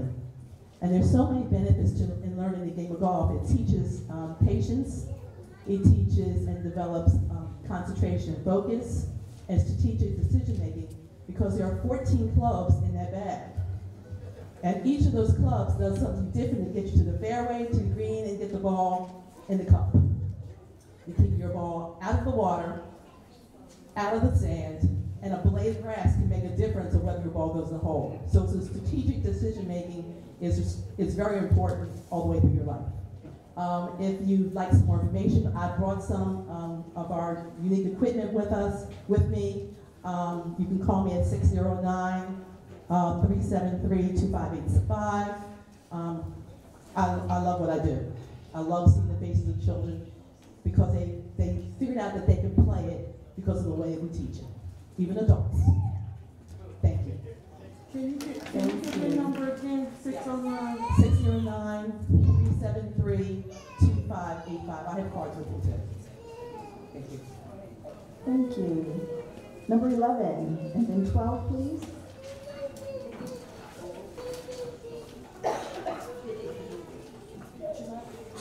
The mic closer to you. Can you put the mic closer to you? Yes. Good evening. My name is Nefertiti Dax. My son goes to respond on Linden Street. My wake-up call occurred when my son first started preschool. I realized this was my wake-up because I noticed when he would come home and we would have mommy and son time at night doing alphabets and numbers, sound and colors, etc., I noticed he was lagging behind, wasn't able to recognize the letters, numbers, colors, or anything. We would practice numbers 1 through 10, then it was time to switch gears to the alphabets. He would start his alphabets, then stop, say, "Mommy, I can't do this." Trying to get him to stay focused for a certain amount of time, just to teach him his basics, is a little struggle, thinking that they will be helping him in school, but I realized there's no help. He's only 2, so maybe it's just him, but instead I realized after speaking to his teacher, it wasn't enough help. Getting support on how to educate and teach my son is all part of the reason why I became a parent advocate. Trying to take a leap forward is what I'm trying to get. That's why I'm in a proper group setting with proper people who is able to help me. I printed out worksheets, getting workbooks, going to the store, flying flashcards to teach my son the basic studies, which will prepare him for pre-K. The reason why I'm here today is to figure out how can I get better help in the schools for early childhood learning, not only for my son, but for other parents to become aware of things that should be taught. If going to the school and sitting in the back of the classroom monitoring what he is doing is what I will do if he's not getting the proper attention, I will be a part. I will stand up and help get the support that he needs and for others. In the future, I hopefully can make an impact on how children should be getting the proper education, such as hosting gatherings, meetings, parties, going to the Board of Education meeting, Having great support is what becomes, and we will have better children. Making sure you're sharing your thoughts. I choose to become a part of this because I want to bring awareness not to myself, but also to other family members. Please join me for my community meeting on April 5th, which is a Friday at 5:30. You can contact me as 267-560-2502. Thank you. Your number? 267-560-2502. Thank you. You're welcome. Which respond? I'm sorry, can I ask one more question? Which respond? On Linden. Okay, thanks. Thank you. Number 12 and then number 13. Hello. Hello, my name is Carla Villegas, parent of Anaya that attend Kramer and Carlos that attend Creative Arts. I'm here at the Parent for Green Canvas Group program to improve my public speaking and to learn how to communicate with the community about school concerns. My wake-up call began last year when my daughter Anaya had an asthma attack in Kramer School. Due to the lack of school nurses, there was no nurse available at the time of the incident to administer her medication. I have taken many steps to resolve my daughter's school issues. I have contacted the Board of Education. I have also set up school meetings with the principal and vice principal about my concerns and the reason why she had missed so many days from school. This has affected her learning. The only thing they have continually stated was, we are working on it. We are attempting to resolve this issue. I fear that I will receive another call from the school saying my daughter had another asthma attack and the nurse was not there to administer her medication. As a concerned parent, I have taken action by teaching my child how to self-administer her asthma pump in case another incident like the last one was to ever happen again. During the school hours, by the state law, no child under 12 is allowed to carry and self-administer their asthma pump as needed. I will be getting into some big trouble for allowing my child to self-administer her pump in school while the nurse is not present. But if I don't send her with the pump, I could lose her due to the medical neglect. As of today, nothing has changed. The principal continues telling me they are working on hiring more nurses and that they are working and hoping that by next year they could have more on-call nurses. In the future, I would love for every public school to have on-call nurses and medical trained staff in case the nurse is absent. The reason I chose to be part of the PGCS program was to learn about the pros and cons of our schools. I also wanted to learn how to develop community relationships with parents to make sure we resolve all medical issues and concerns in every school. Thank you for allowing me to express my concerns. Thank you very much. 18 and then number 14. Please make your way down. You're 13, right? Yes. Good evening, Superintendent and Board members. Good evening. Hello, my name is Jody Heitzhauer. I'm a proud parent of one child who attends Master Healing School in North Canton. I am here to discuss teacher accountability from the staff in our schools. I attended a parent-teacher conference on report card day and found out that my daughter received an F in English, supposedly because of her journal assignments. At the time, the teacher was unable or unwilling to explain to me how or why my child received that failing grade. This was unacceptable. So I called a parent-teacher conference with the assistant principal and a teacher, at which time we discovered the teacher had placed zeros in columns for classes my daughter didn't have. This in turn brought her grade down. The grade was changed, but I was still very upset with the teacher's cavalier attitude. There has to be some accountability for her actions. I joined PGCS not only to empower myself, but to educate and empower other parents to take a strong interest in not only their children's education, but also in who is educating them. Are they dedicated teachers, or are they just there for a check? Are they qualified to teach your child, or are they just a body filling space? I want to thank you for your time. Thank you. Number 14, please, and then 15. Hello, my name is Rhonda Jackson. I reside in the Parkside neighborhood and I'm a proud parent of 5 stars. 2 are currently enrolled at Camden City Schools attending Camden Big Picture Learning Academy and Kit Whittier. My 3 oldest are graduates and college graduates. Today I'm here to address my concerns on the safety of the out-of-hours while in school. Last year, while Last year, my daughter was participating in gym class, during which time she fell and had to be sent to the nurse. While at the nurse office, the diagnosis made by the assistant was that all was well and that an ice pack would suffice. I was not contacted. My daughter was not given the opportunity to reach out and inform me of the injuries or concerns. My daughter was told to return to class, and that should have been the end. In reality, this was just the beginning. As upon arriving home, my daughter continued to complain about discomfort and pain, prompting me to rush her to the hospital. While at the hospital, we learned that the true diagnosis was that while in gym that day, she had in fact suffered 2 broken bones in her wrist and would require a cast. The following day, I went to the school to both inform them of the misdiagnosis and to ask why I was not contacted as a parent regarding my daughter's injury. First, the staff stated that parents are not notified of accidents at school via phone, and then they stated that if they were, on that date, the phones in the office were not working anyway. As a parent, I cannot overstate the trust placed in schools or the faith we have in staff. What cannot and should not occur are violations to either. So neither excuses sat well with me, and neither excuses should ever be offered to any parent when it comes to their child's well-being. Superintendent, I would like for revisions to be made to the current parent notification policy to include informing us when incidences and accidents happen at school. I have read the Students' Rights and Responsibility Handbook, a guide to Camden City School District's Code of Conduct for students, parents, and guardians.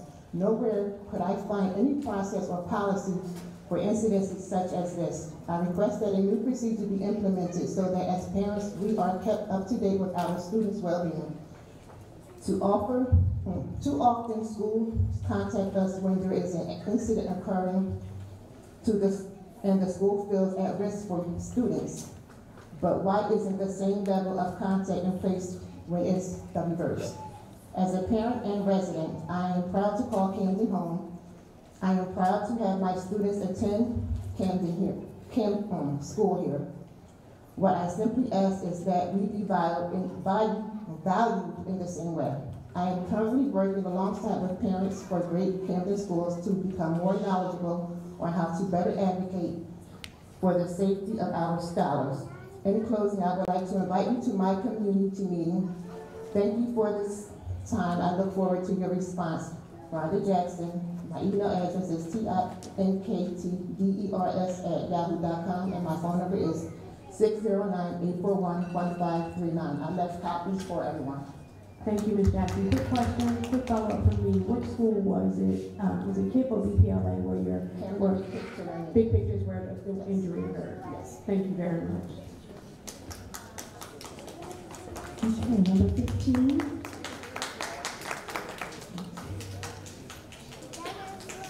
And then 16. Hello, my name is John Jackson Jr. I'm 11 years old and I live in a Parkside area. I go to KIPP Whittier Middle School. I'm here today because I would like to see full-time nurses in all Camden schools. Last year, my sister fell in gym, went to the nurse, and when the nurse checked her out, she only gave her an ice pack, and she continued the rest of the day like that. When she came home, my mother rushed her to the hospital, and they discovered she had 2 broken bones in her wrist. At my school, there's a 4-time nurse. I believe there should be better communication with other staff to staff members, as well as other staff members to parents. Thank you.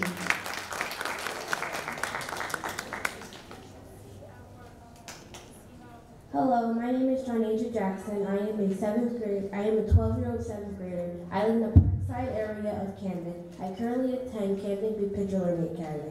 I'm here to stress the important need for full-time nurses at Camden schools. Last year, while I was playing at gym, I fell and hurt my wrist. After that, I went to the nurse's office. The usual nurse wasn't there, but I went anyway because I had pain in my wrist. After saying my wrist hurt, I was given an ice pack without being checked. When I got home, my mom noticed my wrist was swollen. She immediately took me to the hospital where I was diagnosed with 2 broken bones in my wrist. I would also like to see better communication between student administration and parents because the principal, head nurse, nor my mother had any knowledge of the incident. Thank you, and that's all. Thank you. 17 and then 18.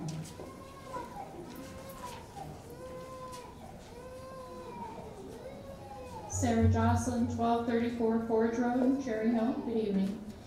I first wanted to congratulate you on this new health study that's going to be done on asthma. This is a huge issue in Camden City. It's twice the state average, and so it's good to have good data. Of course, I would encourage that we deal with the issues that are underlying and the reason for the asthma. And from that point of view, I encourage the schools to take action to understand where this is being located and look at the data from a geospatial way. I see this as a three-year study. You should be getting a lot of data from this study, and you should be understanding those kinds of things. I did not see Rutgers nurses involved in this study. So I just wanted to mention, I'm sure that you're working with the Camden Coalition of Healthcare Providers, but I wasn't sure whether the nursing staff who, again, are working out in the community, the young people that are coming out, may be able to be assisting in this issue.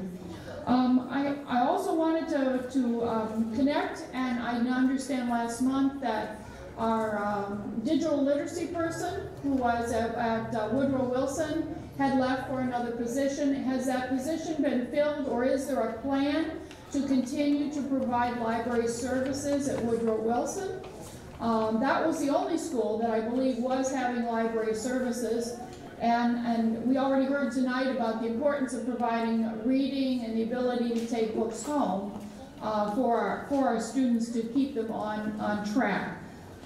And was there an evaluation made of the impact of having that digital literacy person there for more than 6 months? Because that would be part of the justification. We all know that library services, our libraries are part of the QSAC evaluation that will be done this year. And I think that the district should be considering, that aspect as far as path moving forward. I was extremely pleased to hear the programs that were being done for the students that were our young people that were working on the projects that are out in the hall. And I would ask, I know that this was a pilot tag program. Was it the same children throughout the same year, through the full year for each one of those schools, or were they different sets of children? And what were the total number of children that were able to participate this year? I know you're taking into account the impact. Very glad to see that these children all seem to be very excited about their work. Thank you again for having the BRIM program that will be bringing the Earth Day program to a number of students in the schools. I'm not sure how many will be able to attend from each school, but I saw that there will be several that will be represented. Thank you. Thank you, Jackie. Okay, we're up to number 18.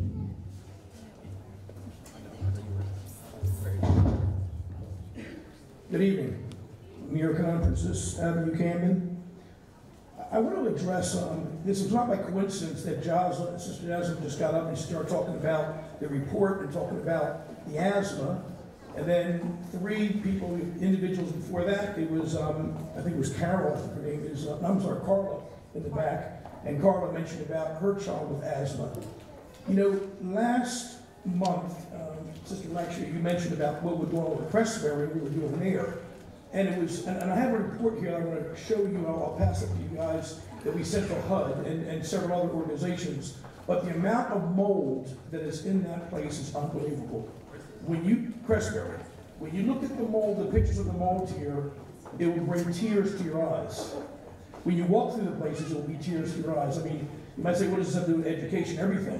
You know, the statistics that talk about, first of all, the #1 reason for asthma, that's what Jocelyn just asked the question about, where's this asthma coming from? The #1 reason is for mold. You walk into these apartments, I mean, obviously all the trash that was built up, and we had to get, pressed to put pressure on whoever to get it cleaned up. But that was only the entry. Once they came in and they saw the conditions of the apartments there, close to 400 apartments there at Crestbury, and how our children, our students in Camden are living. This is one picture. This is a picture of a little baby doll, and a rat ate the whole face off there. And this is how our children are living there at Crestbury. But you know, you can buy another doll. But when I started getting the reports and meeting with the different parents and their children, almost 90% of every child we met with there at Crestbury has asthma. 90%. Asthma is the most common chronic illness in childhood, accounting for 13.8 million missed school days each year in the country. Asthma, which comes from mold, primarily. A new study in the Annals of Allergy, asthma among urban children with poorly controlled asthma, particularly those who are ethnic minorities, witness a decline in academic performance. What we have to do is we got to hit them high and hit them low. We have to hit whoever, on every area. It's not that should just be code enforcement. It affects our children. Our students are in these apartments, let alone the rats, the mice, the rotted floors, everything else, but the mold. When you look at the pictures of this, if you walk through, I can take you through Crestbury in January, windows are up because the kids can't even breathe in there. The answer from the landlord is keep your windows open while you're taking showers. That's the answer from who, by the way, they're billionaires who own Crestbury. Billionaires, but yet they're not putting money back into Crestbury. We have to do something, and we need the Board of Education, you guys, every one of you, to step up and talk to state, county, local, code enforcement, everyone else. Thank you very much. A great scripture, I'm going to leave with this great scripture. It says, speak up for those who cannot speak for themselves. Ensure justice for those who are being crushed. Yes, speak up for the poor and helpless, and see that they get justice. Let's see that they get justice. Thank you. Number 19, come on down, and then we have number 20, please.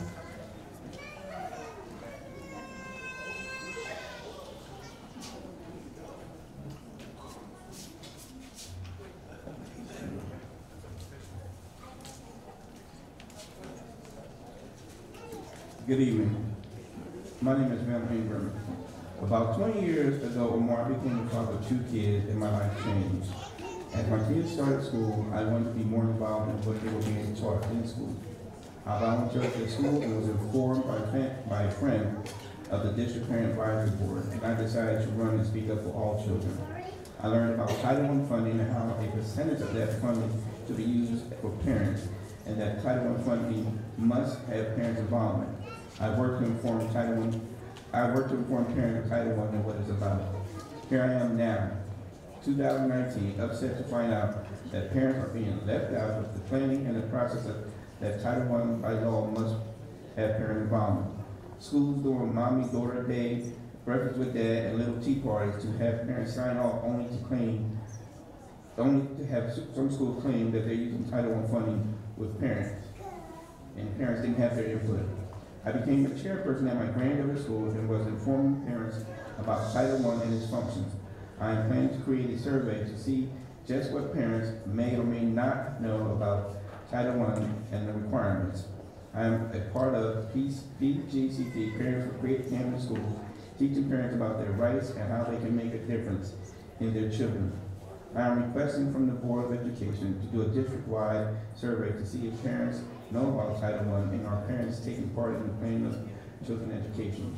I want to know when the election for district parent advisory, we as parents want to be able to choose who is the best person for all children. It is the best interest for parents to have their voice heard and not just someone who is not speaking for all children. Give us, the parents, the opportunity to select who, as parents, want to be our voice. And I am having a function on April 6th at Melanchthon Hall. I submitted copies of my letter and my flyers. Thank you. Thank you. Number 20, how you doing, Billy? I'm all right. My daughter's next. You know I knew you when you was a baby. Hello, my name is Adea Ingram, and I have a 4-year-old daughter who attends Kip Landing Square in Camden, New Jersey. I am here because I wanted to gain knowledge on how I can get educated with taking action when involving early education curriculum, communication, and safety. I realized my wake-up call when I started to notice the things that were going on at my daughter's school, and nothing was being done about it. Such as when I would ask my daughter daughter's school is that we're going to. My wake-up call was when I started to notice the things that were going on at my daughter's school and nothing was being done about it. Such as when I would ask my daughter after school, how was her day and what did she learn? Her response would be that she learned about rocks, trees, etc. Another reason would be when 2 incidents happened at the school which were major problems that took place.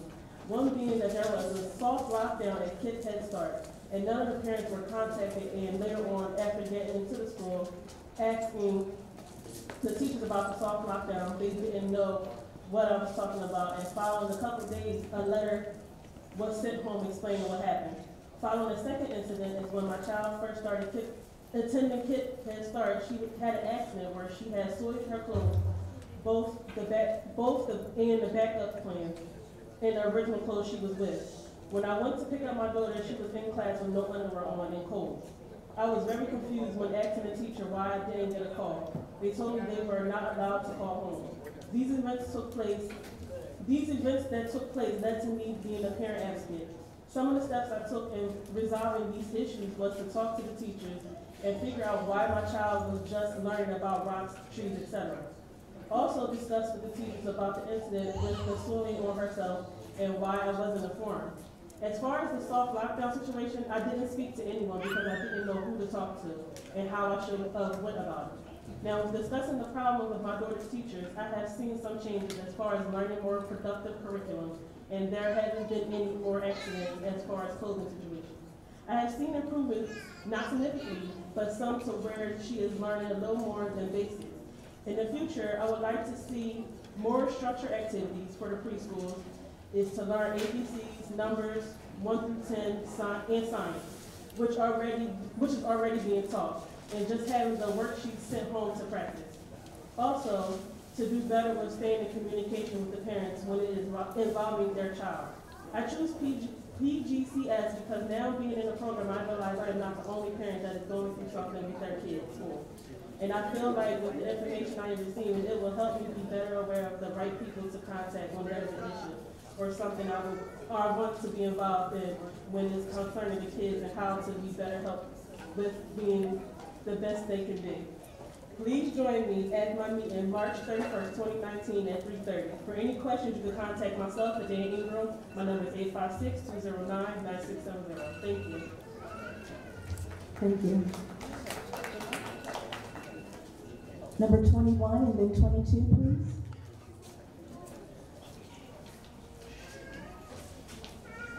Hi, my name is Tanisha Parker. My 3-year-old daughter Eden goes to Kip Lynn Square.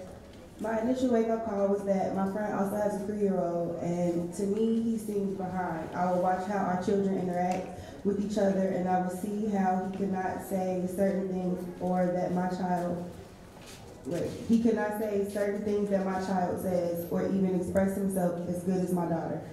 He baby talked, my daughter does not. My major concern was that they attended the same early Head Start.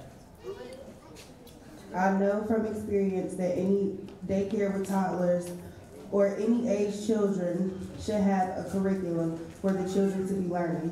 So I took my daughter out of the daycare and placed her in school, which she's excelling at. My friend goes to ask me one day what I do different with my kids than she does with hers. I tell her I'm very much involved in their development and invested in their education. I sit with them and do exercises and read to them. I don't just hand them tablets and let them get on YouTube. My children all have tablets, but it's filled with learning apps and kids YouTube. So my issue is with the early childhood development. In all daycares, there should be some kind of curriculum, and the individuals working there should all be licensed professionals. Our children should be learning and not being babysat. I don't pay for a babysitter. I pay for school. I started working with PGCS to learn how to organize and plan things to get other parents involved with their children's education. I truly believe that our children are our future, so let's prepare them for it. I'm asking that the Board of Education take this just as serious as I do and make a change with the early childhood development facilities. Thank you. Thank you. Number 22, please, and then 23.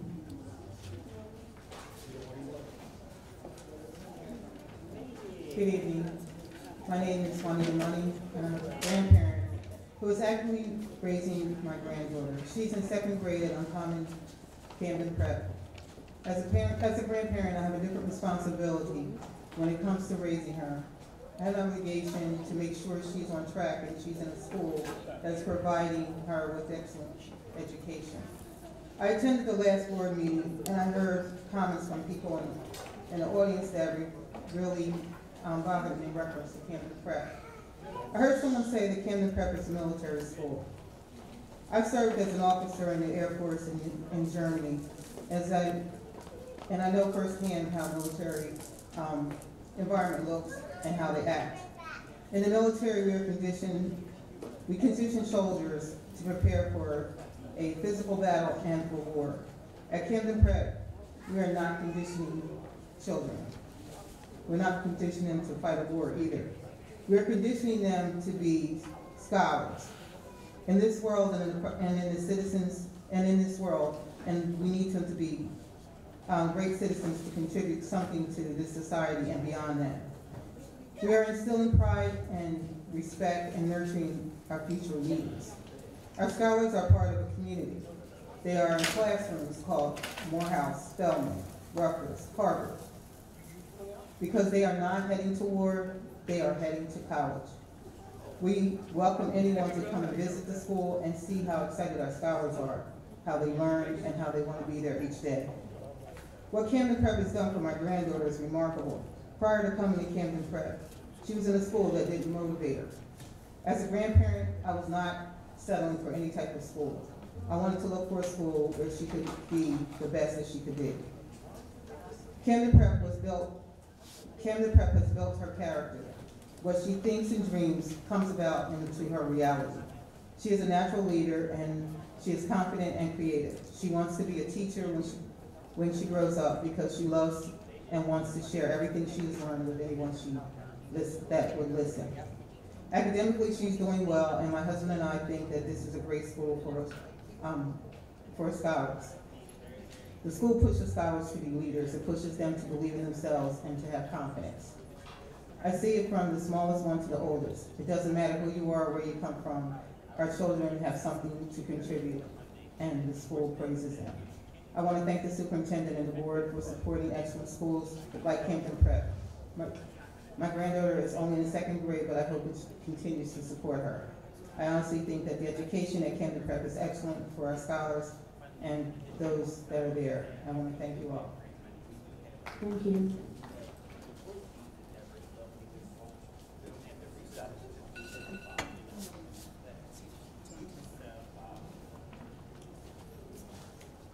Hi, my name is Kelly Morris, and I'm an education advocate working with several different groups, including the State of Camden Public Schools. I am actually from Mount Laurel, and I am here to ask you a few questions. I haven't been to a board meeting in a while, but I do have a few things that I'd like to ask, and hopefully maybe the next time you guys can have some answers about these.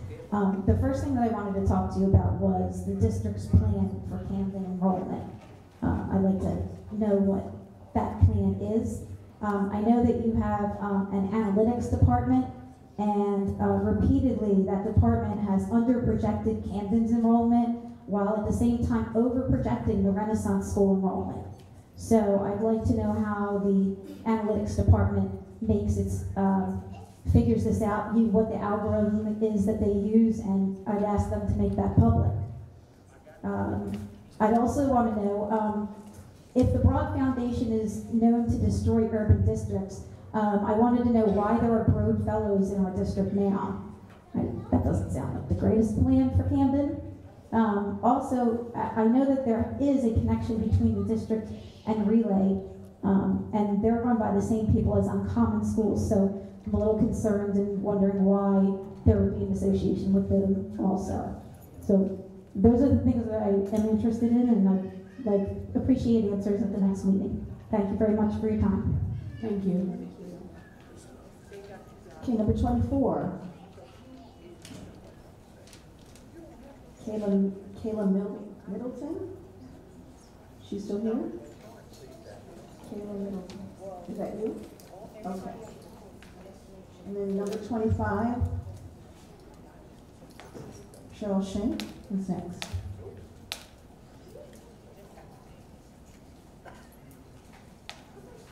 Good afternoon, Superintendent. I didn't get my number. Sorry. I'm here. I'm the Youth Development Specialist at School-Based Youth Services at Big Picture Learning Academy Middle School. And I just wanted to shine a light on our programs. We are focused on youth development and leadership in several schools in the Camden School District. Some of the programs that are provided at the middle school are an all boys and all girls groups that foster development, leadership, and conflict resolution kind of programs. We also have our teen outreach program, which is for our 8th graders, that focuses on sexually transmitted diseases and issues like that. I also wanted to highlight some letters that were written by our 7th graders to Forest Hill 5th graders. They were asked to write letters to invite them to check out Big Picture Learning Academy, and most of the students, without any preemptiveness, they wrote about school-based youth programs. So I just wanted to read a highlight of her paragraph that one of our 7th graders wrote. She said, "Here we have school-based youth service, SBYS. If you don't know what that is, then school-based youth services. In school-based, we have a fun environment. In school-based, we have a place where we can open up to the counselor. We have programs after school that may keep you out of trouble. Fridays, we have school-based youth services trips that are educational and creative." And I just want to, again, highlight school-based services and what we're trying to do, help to foster leadership and development, mental health issues as well. And that's it. Thank you.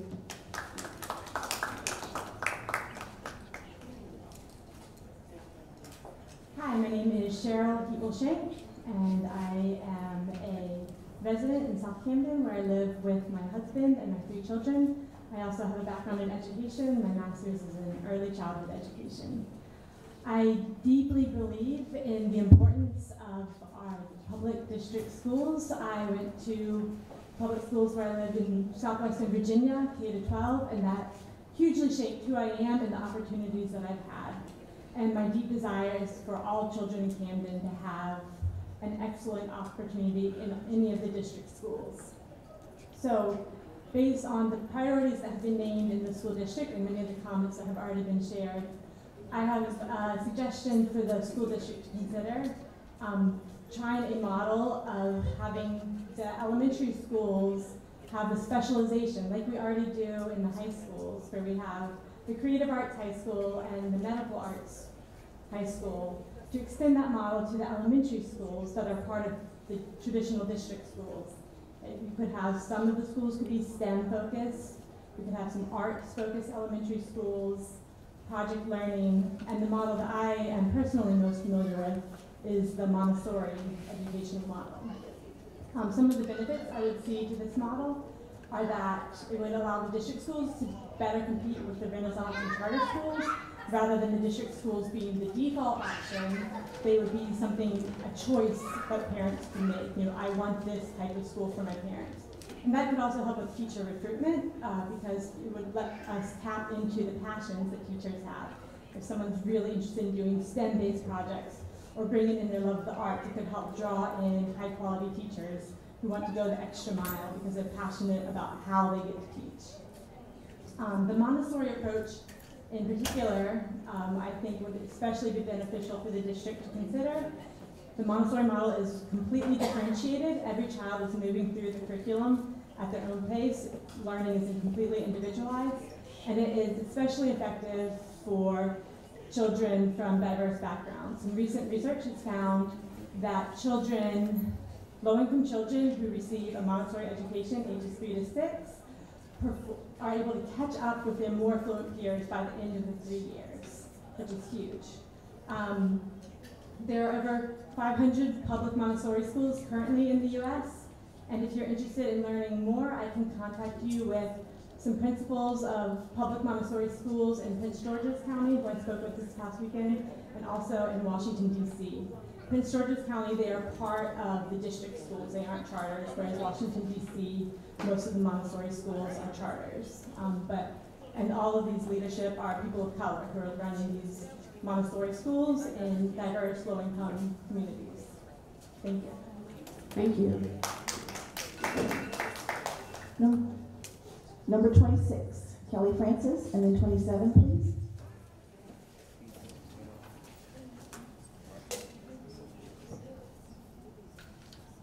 Good evening, Superintendent, President, Kelly Francis. I believe it was about 2 months ago I spoke to the board about what I see as a proliferation of school buses throughout the city of Camden, transporting students to and from their home to various schools. And I stated that Camden is only about 9 square miles, which means it's about 3 miles by 3 miles. And I believe that the limit for elementary school students is 2 miles. They have to be transported, and for high schoolers, it's 2.5 miles. Is that correct? Yes. Well, I think since the advent of the Renaissance schools, it seems as though it's just out of proportion to the size of the city and also the number of students. And I think that someone needs to look into that and make sure that the students that are being transported are outside of those limits, because Renaissance schools are supposed to accept students from the catchment area. I think that was the original concept of Renaissance schools. And those students should be walking, not being transported on a bus every day. And since I spoke on this 2 months ago, I've looked at some past budgets. And I looked at the 2012-2013 year school budget, and the transportation line item was less than $8 million. That was the 2012-13. That was before the Renaissance schools were established. And I believe that the line item for transportation costs in this year's budget is about $18 million. So we're talking about a 125% increase in transportation costs since the advent of Renaissance School. And I just can't see why that is logical or why that should be happening.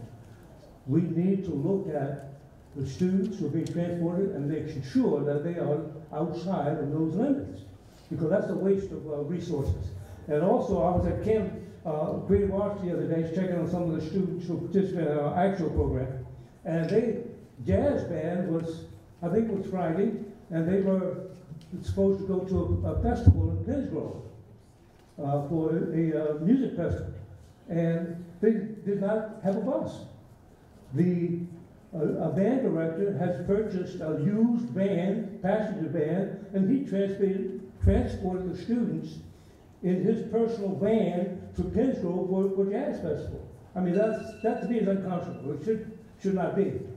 Especially all the money that they're spending for school buses for these charter schools and Renaissance schools. Thank you so much. 27. Good evening. I think largely I have questions.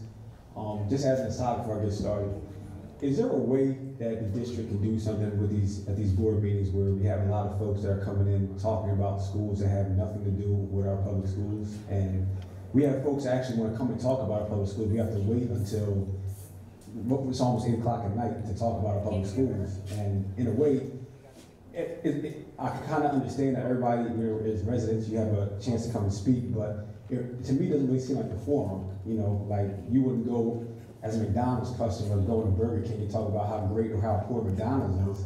But a lot of our residents who are here, who actually want to come here to talk about our schools, we have to sit and wait for hours to talk about our schools, which we had meetings for to begin with. But that's just an aside, just an idea. So in reference to the $27 million deficit, Ms. McCombs, please, I implore you, please don't be a martyr for anybody. Like if somebody was responsible for certain things, don't take the shots, don't take the bullets for these things, for these mistakes that were made that aren't yours. I've said for a while, I think that the prior superintendent was setting traps, and then, you know, some of us are here to bear the brunt of it. So you mentioned the $27 million deficit. One, as a state-run district, I really wonder how that happens. So maybe you can get an answer to that, like when that deficit started. Also, I don't think, I was concerned when you said there'd be possible layoffs and possible buildings closing. We shouldn't be, as a public schools, we shouldn't be the only people who bear the brunt of this stuff. Like, I keep track of our attendance. And if we have to feel some pain, the charter schools and the Renaissance schools should have to feel some pain as well. Just something else to keep in mind. So I opened some Fund 15 documentation about where money is going. And I've sat with a few principals, and they said the money that's been shown that's going to their buildings has not at all. They don't know what the hell this thing is. So I don't know who is responsible for saying that money went from one place to another. I guess you would explain, you know, how that's done. But some principals in these buildings are saying that I don't know what this money is, and I don't know why they're saying we got this. And at one school, someone was given a certain amount of money, like $40,000, and was told, this is going into your account, but you can't spend it. And then the money was withdrawn. So in light of all this, like the audit that just passed and hearing about a deficit, I'm really concerned as a CA president and as a resident that our schools are getting what the district is saying that they're getting. If there's not, people need to know where that money is going. So also, Oprah, the Title I spending, I realized that the district spends a whole hell of a lot of money on outside programs, like a lot. I've seen contracts for $760,000, $230,000, and just right there, like the first 2 pages, like $1 million of spending money, you know, just like that. So I don't know if we can find a better way to actually account for which programs are duplicitous, which programs are sort of overlapping, and we might not necessarily need to buy all of them. Just lastly, I did also over Meta Advisory Partners, and I was told that it was just, they were just built. For those who don't know, Meta Advisory Partners are international accountants. Oh, Mr. Benson, I'm sorry. That I was told that this firm that's been working with the district every day for months. Mr. Benson, I'm really sorry. Is donating their services. But your time is up. And they're just working with the district with a budget for free. So number 28. Somebody want to follow up on that? Number 28, Mr. Brown. You're next, please.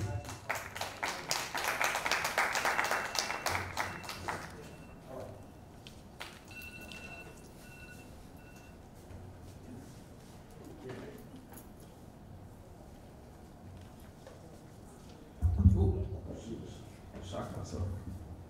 All right.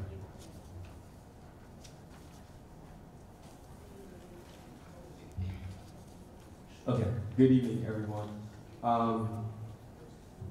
We're going to passage from an article that was written by George a few days ago. The title of the article is Here's How Camden High Schools Were Scored by the State, March 21st, 2019. So to be fair, it starts, more Camden students are graduating high school and enrolling in college, according to new data from the New Jersey Department of Education. I'm going to skip a little bit in this article. And here's how Camden High Schools performed. And it shows the 5 district schools, Graham Creative Arts, BPLA, Woodrow Wilson, and Camden High. Woodrow Wilson and Camden High were ranked 1.9 and 1.48, putting them at the top, putting them at the 5, ranked in the bottom 5% of schools in the state. If you go on, you see some areas of growth, but we also see that Big Picture Learning Academy's college enrollment was 64%, down from 81% in the previous year. And this is obviously data from the last school year compared to the year before that. So I have a few questions on this, and this is tough, so bear with me. So number one, real simple, like, is this the best that we can do with our high schools? And the answer is clearly no, right? And then the second question is, what can the leadership teams do to ensure that the next leader of high schools will truly be a transformative leader that will address issues that I've emailed and shared with the team, and what is it that we can do to address these issues? What we saw in the very beginning of this meeting tonight was an art of beauty. I know for a fact that Christy Witzel, Katrina McCombs, participated last year in making sure, and actually this is something that went on for a few years, making sure that this district had a true gifted and talented program. I also know from my conversations I had with Payman at that time that he philosophically didn't agree with the idea of taking students who are academically ahead and separating them from the rest of the students to give them a direct education. I think that he had a research-based opinion, but also one that I strongly disagree with. So I have confidence in the leadership, the same leadership that got us this gifted and talented program, pilot program off the ground, where you see their work right outside, is the same leadership that we need to make sure that all 5 high schools are very strong and that the leadership represents the best of what it can do to make that happen. And if I may, if you could just completely separate, if you could just tell us that there's going to be a budget hearing. Thank you. Thank you. 29 and then 30.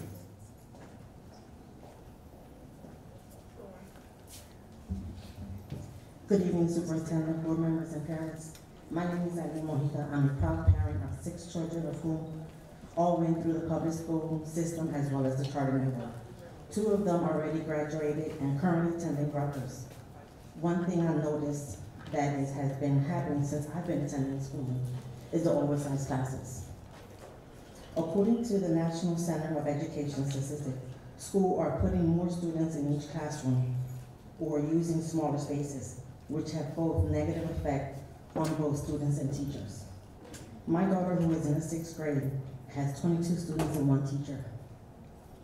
My youngest daughter, who's in kindergarten, has 25 kids and 1 teacher. Can you imagine supervising 25 5-year-olds? This is one of the big problems that we need to do is reduce class sizes. We need to reduce class sizes to increase students' achievement. Crowded classes make it very difficult for children to learn and increase stress to pass classes. This can lead to slower pace and fast-paced learning. Keeping them all engaging or participating becomes a problem. Teachers can get very overwhelmed with trying to discipline and teach the classes at the same time. According to the Center of Public Education, a low student to teacher ratio increases students' achievement, test scores, and sense of accomplishment. Also, positive effects are most apparent in early education from kindergarten to 3rd grade, and classes should not exceed 15-18 students per class to achieve the best benefit in reading and math. How do we achieve this?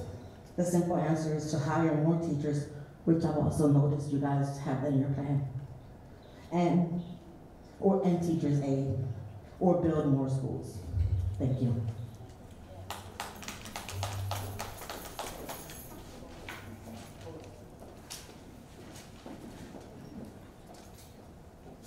Good evening, everyone. My name is Lauren Sutton. I'm from Life Assembly Youth Program, and I'm here to represent our program.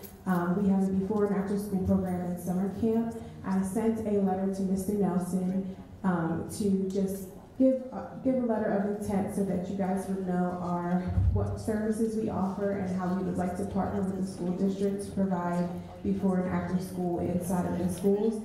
We have been servicing the community for over 21 years. We have a church also, and we are very committed to the community. We also do summer camp. We take the kids, we travel all around, and we would just like to partner with the school to meet the needs of the parents. You know, many parents have conflicting schedules with school, the time that school gets out and the time that they get out of work or school themselves.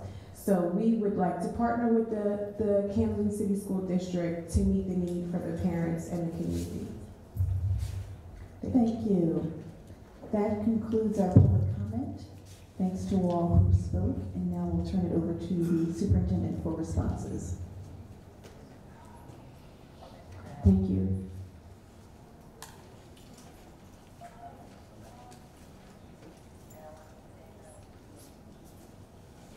Okay, Okay, so thank you very much for those of you who were able to stay. There were many different topics that were brought up. Some of the topics that were brought up I'll be able to address at this time. Some of it will require me to do a little bit more research, but I will make sure that I share that information. So I'll go according to the themes that were brought up tonight.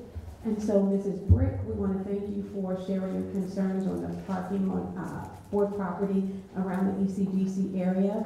I'll have the team look into this matter ASAP so that we can have a resolution that will be amicable for everyone. It seems that there are some complexities there, but we can work with our elected officials also to figure out how we can make a resolution that makes sense all the way around. So thank you for raising that.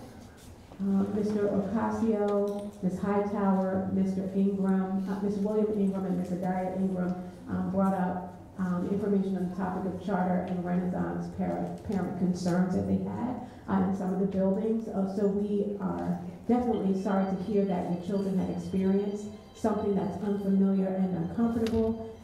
To start, we encourage you to work with your school leader. I encourage you to work directly with your school leader as a first line of defense to reach a conclusion, and more importantly, to share this feedback directly with them and consider avenues similar to what we do here, but also at their board meetings as well. And our Parent Solution Center can also help to connect you with the right person at the charter or the Renaissance School to have your concerns addressed, as that's outside of our direct purview. Bear with me one moment.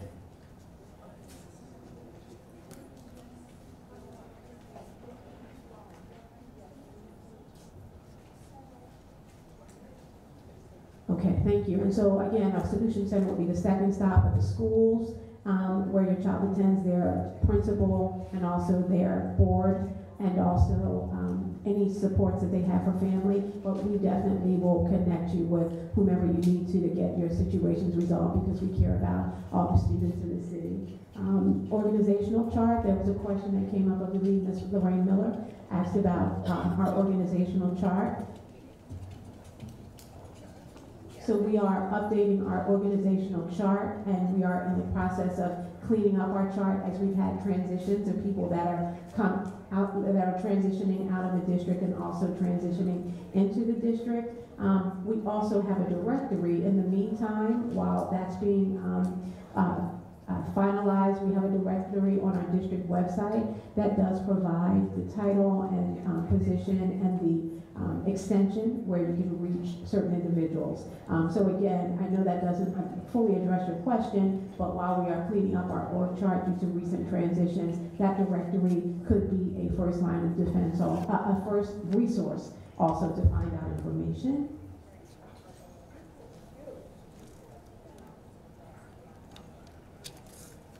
Libraries and schools with full-time librarians, that was a concern that came up again, and we know that's a concern that we have talked about in this district over the past few years, or even since librarians were taken out of the school district some years ago. Currently, we do not have media specialists in any of our schools. However, our teachers can take students to the library during the day to do research. In addition, there are classroom libraries in each classroom that provide students with books they can read at any time. You asked a specific question, Ms. Jocelyn, about Woodrow Wilson, and there was through the Tier 3 grant, through school-based youth services, they were able to provide a media specialist there, but the grant ended, the grant cycle ended. So we are seeking partnership with Camden County Library for volunteers, as well as our local universities for students seeking certification and degree programs and degrees in media specialists to be placed at our schools as interns. So we're trying to find a way to meet some of those needs in the meantime, knowing that that is not a full fix for the fact that we don't have librarians.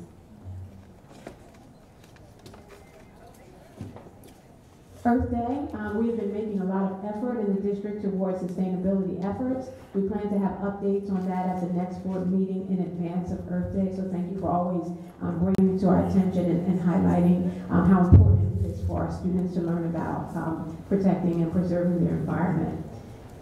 Pastor Khan brought up recurring concerns about asthma, and some other individuals did as well.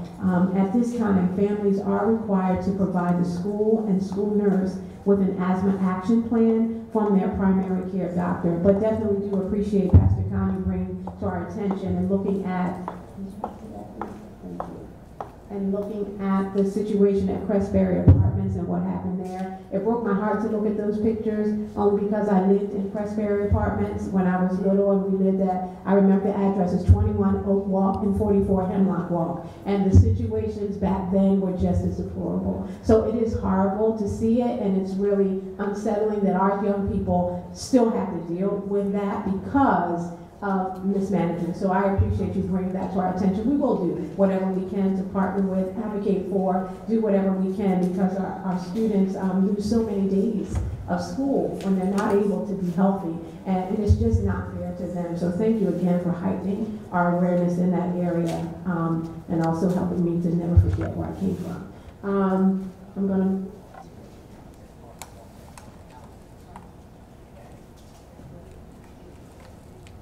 And also on the lines before we move off of asthma, in 2016 our district was recognized as having asthma-friendly schools. This information can be found on our website. So all I'm saying is that we're trying to do what we can to make sure that once our students do get to our school buildings, that we're mitigating any factors that may cause an issue, which is why we try to move so quickly on leaks and any situations in buildings, roof repairs, that will require the building envelope to be made vulnerable to those molds and everything getting into the buildings. So again, we thank you for that.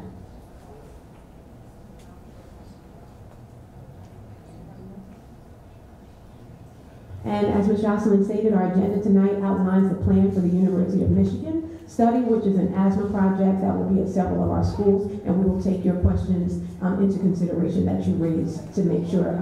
I'm not sure if Rutgers nurses are involved, but we will take a look at that information. I may be conflating two programs. Pre-K programming, there were lots of questions, comments, suggestions, and recommendations that relate to early childhood programming throughout the city. Some of the questions relate to programs of private providers in grades that are before the pre-K grades, which we have direct oversight of if those providers partner with the district. But the Office of Early Childhood works very closely with Respond. That was one daycare provider that was mentioned, and other providers across the city to offer its preschool program. They meet on a monthly basis with the directors. There are monthly directors meetings that are held for those directors and have implemented practices to prepare preschool children for a successful transition to kindergarten. We will continue utilizing that meeting as an opportunity to communicate expectations for high quality pre-K programs and commit to discussing the importance of preparing infants and toddlers for their transition into the pre-K program.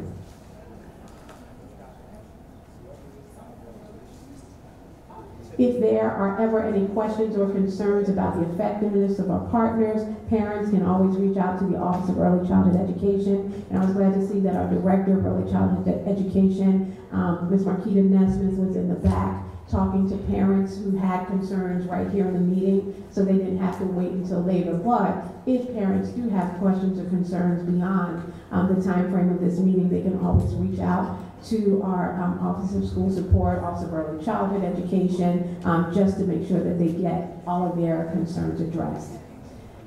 Professional development programs and partnerships across the district. We work with a variety of education professional development programs, in addition to our own in-house trainings that support high-quality instruction for leadership. And we thank you, Ms. Morris, for your questions and concerns in that area. Mr. Francis Kelly, you raised again, as you did share a couple of months ago, regarding transportation, which is an area that we're definitely looking more looking at more closely to figure out how we can provide more effective and efficient functioning in that area, save money, streamline it at the end of the day. And so we are indeed doing a full review of students who are receiving transportation, to your point, and we'll be holding to the expectations of transportation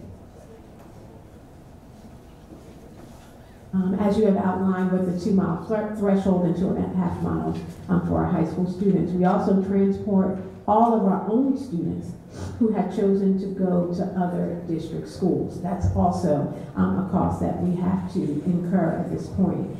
So we will continue to dig deep there and try to find as much cost savings in that area as we possibly can.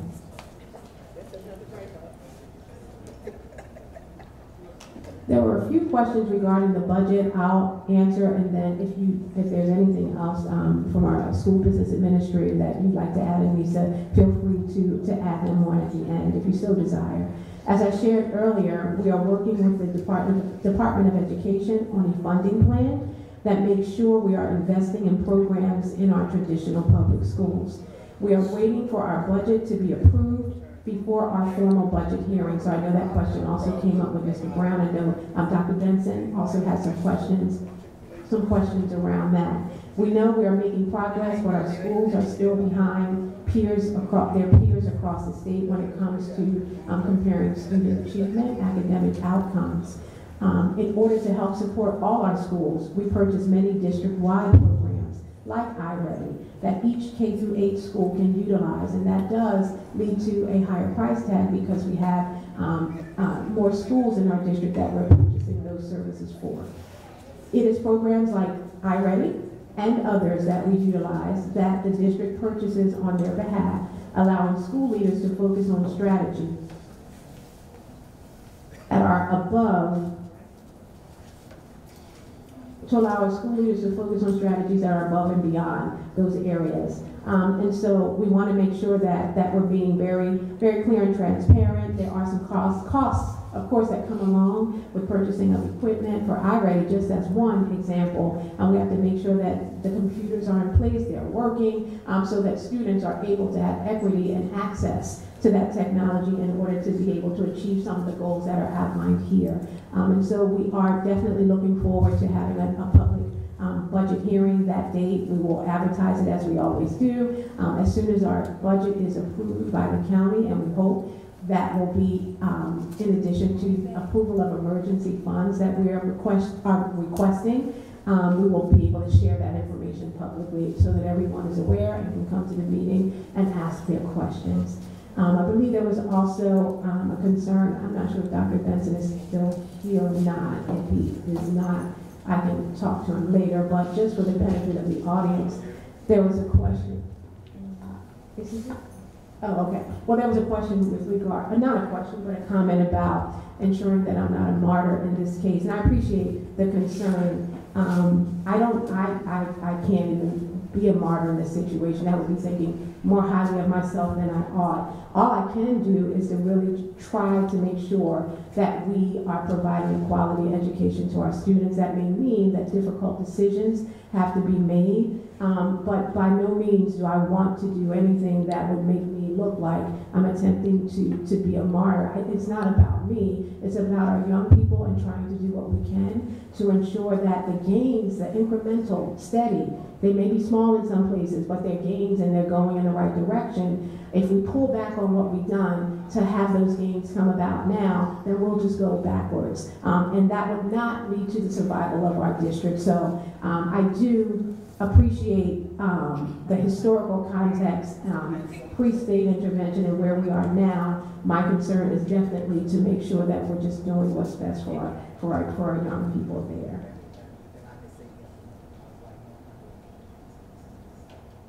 And parents, oh, I'm sorry, yes, Elisa, please. I just wanted to clarify a statement. Dr. Benson mentioned that some of the principals did not know what their budgets are. We share the budget with all budget. Can you hear me? That's what I would say. Well, what I was going to say is that the budget owners are giving their budgets before July 1st, before the start of the school district. So they do know what monies are allocated to them. Thank you. And I think also there was a comment that was made about one school having an extra $40,000 that was placed in their budget that they didn't know about. There was something with regard to our Business Plus system. There was a hiccup there, so there were funds that were deposited, well, not deposited, but that were showing up in certain school accounts like that were not supposed to be there. Our business office caught that immediately, and information was sent out in writing to let principals know, do not spend those funds because they are not your funds. It's just like if you had a bank account and all of a sudden you saw $1 million, but it wasn't $1 million, I'm just saying, in your, oh, that happened? Oh, wow. Yeah. Yes, bank caught it right away. Wow, but if that money had been deposited into your account, you know that that's not your money, so you should probably call, but I understand, I get it, Pastor Tom. But we, in our district, so that happened, and we were able to communicate with school leaders, have the information go out so that they were aware. It didn't get out as quickly as we would like it to have, but they got it, and that they were aware of what needed to be done. They couldn't spend those funds. The funds were placed in the right account lines, and then we moved forward. So there was some misunderstanding there. So I want to just make sure transparently we share that we did rectify it, but how that could have created a narrative that there was not that there was something not above board happening there.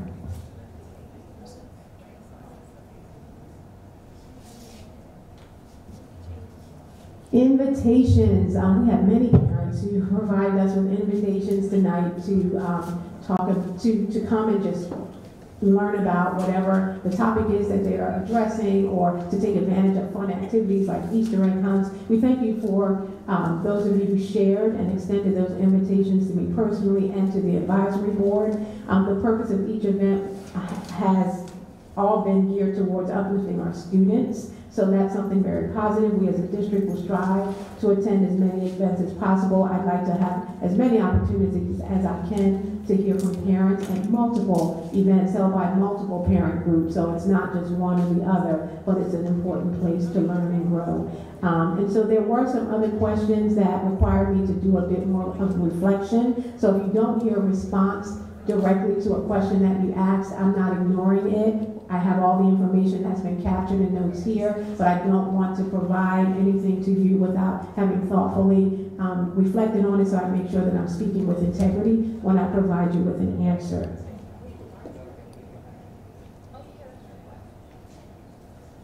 And at this time, thank you for your patience as I went through the responses there. At this time, I'd like to turn the meeting over to our board members, our advisory board president, for any comments.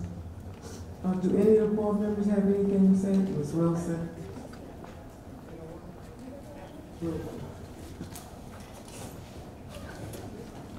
Thank you, Madam President.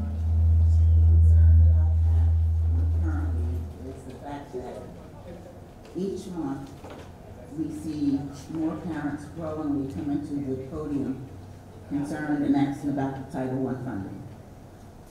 That's not an issue, but here's the issue.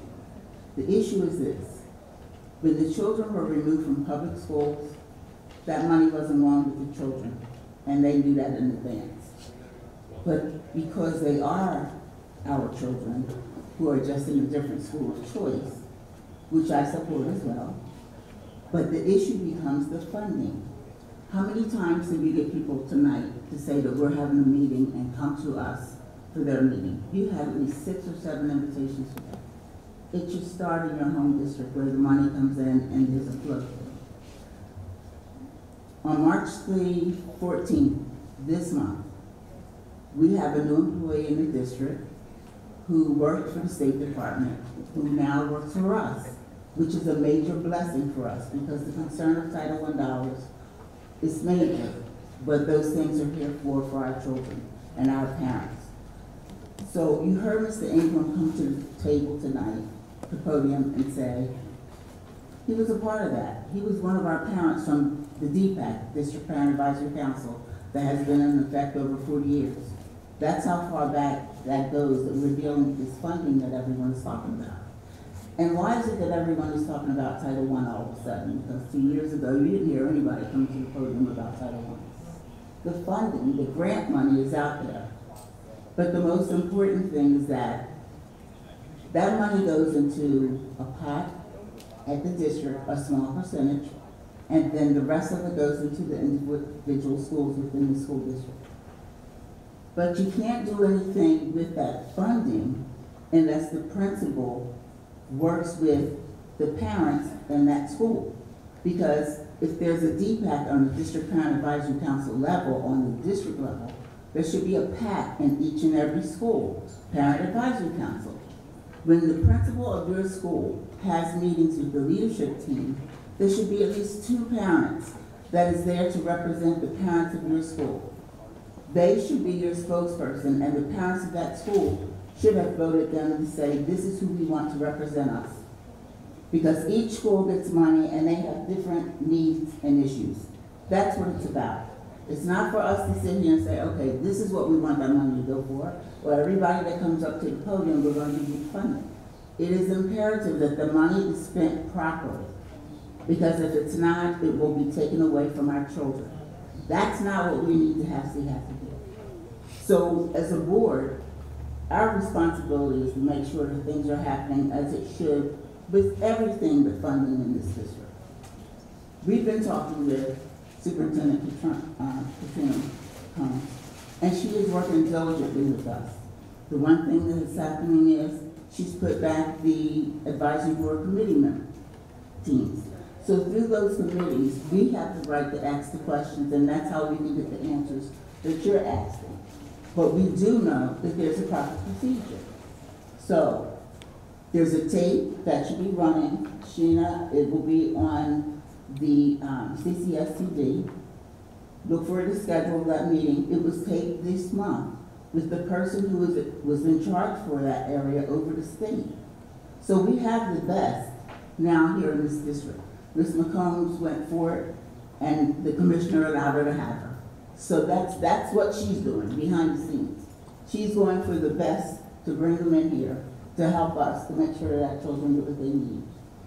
Now, our next meeting will be April 11th for the DPAC. Those DPAC meetings are crucial because you get information as parents, and we get to teach you the things that you need to know and the questions. The most important thing is we should have a District Parent Advisory Council, a center on a district level. We have 4 trailers behind Pine Point, Cooper's Point, and they were mowed down. So we don't have a home to do the training that the Title I money calls for. And I've been saying this over and over. It's imperative that we host those meetings and we give out the information that that money is for the parents so that they can advocate on behalf of their children. So understand, that's why you're hearing so much about Title I right now. As far as the busing, the same situation. We have children that they're not just coming from the catchment areas and the schools within the district. So that's creating a problem for us with the transportation funding. So we see, we understand, and we're going to do the best we can as we're working together as a team to make sure that those things are happening on behalf of our children as it should be. Because you have the charter schools, the Renaissance schools, parents don't understand. They're like, why do they get the children to get buses when our children have to walk? You can understand that. It's a question that is legit. Because the reality is, if funding is going to schools, we heard one parent talk about the Broad Foundation and the other foundations that are here, that money is going to those charter schools. Public schools don't get that money. But the foundation, they can get the money, those schools get the money from us as pass-through, and then they can get money from the foundation. So I don't think it's equitable, and equity is not being done on that side of it, because they do have access to funding that our children won't be able to get. Thank you. Thank you, Ms. Wilson. Ms. Atwood? Yes, Madam President, thank you. I want to address Mayor Patrick Khan. When we had Mrs. Afanador as the LNI, Director of LNI, she called the owner of Northgate told him if he didn't appear, and within 3 hours, she would send the federal marshals after him. Not only that, she made sure that she shut down his certificate of occupation. So this is what, you gotta rally the troops, they need to go to City Hall, they need to go to Mr. Diaz's office, I think that's what his name is, right, Frankie? But anyway, go to his office and demand that they can rent no more apartments, and they will be fined heavily for not removing the mold in those apartments. That's what has to happen, okay?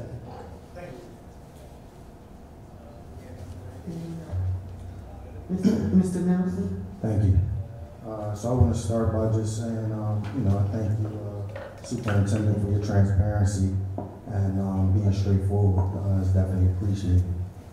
Also, would like to thank you, Superintendent, and your team, and it was mentioned by Ms. Wilson, for reinstating the committees, which allows the board to have more involvement and also to be able to support the staff and administration staff.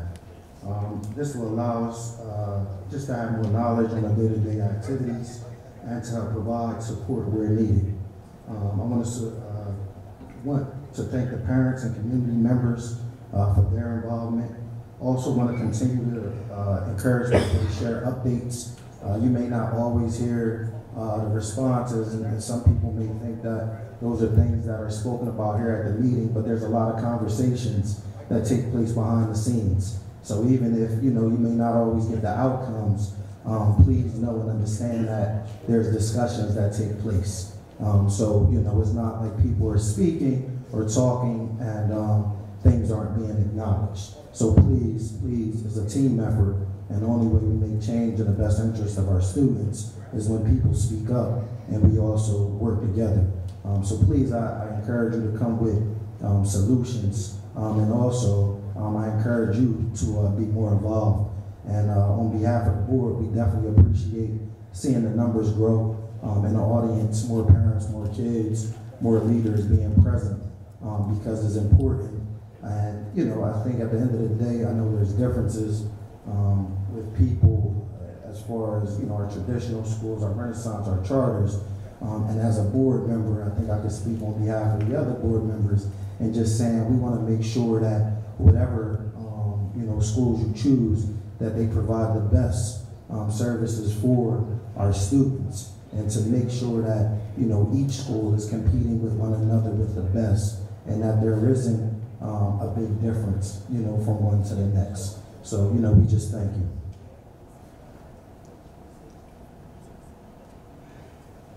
Ms. Wilson? Thank you, Madam President. I would just like to acknowledge to the superintendent that Ms. Sheree Perry, that you have allowed her to work with us.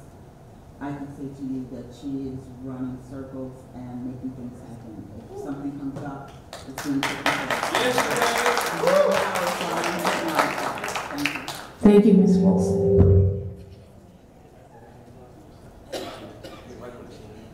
All right, thank you, Ms. Blackshear. At this time, I'd like to turn the meeting over to the board secretary to present the business office agenda items. I would like to present the business office agenda items for approval, which include the bill list and the resolutions.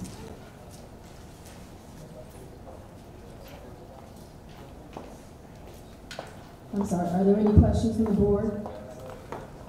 I'm sorry, I don't have one. I don't think we have a copy. A copy of it should be. But you know what, on one of your packets, I put mine up on page 75. You have 2015 to 2016, is that the right thing? Because everything else is either 17, 18 on page 75.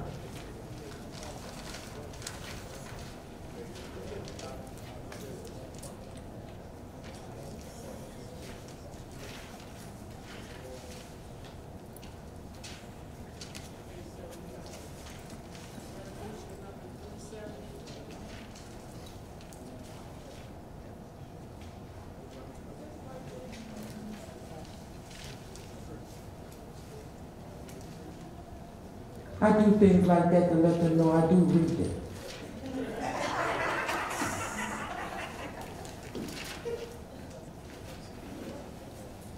It's the correct date, it's for a prior school year. It's tuition, and sometimes we don't get the tuition bill until the following year because they have to do it's possible that maybe they had an audit or something and they determined that there was I don't know, I have to look into this, to be honest with you. So give me an opportunity to look into it, talk to staff.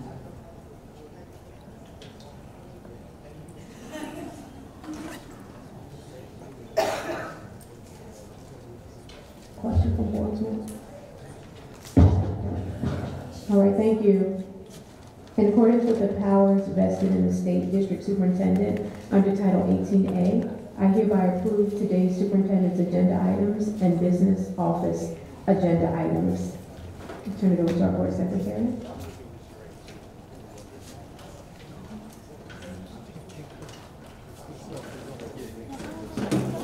The board will now go into closed session to discuss the matters of the following nature. Purchase of real property, investment in public funds, and personnel matters.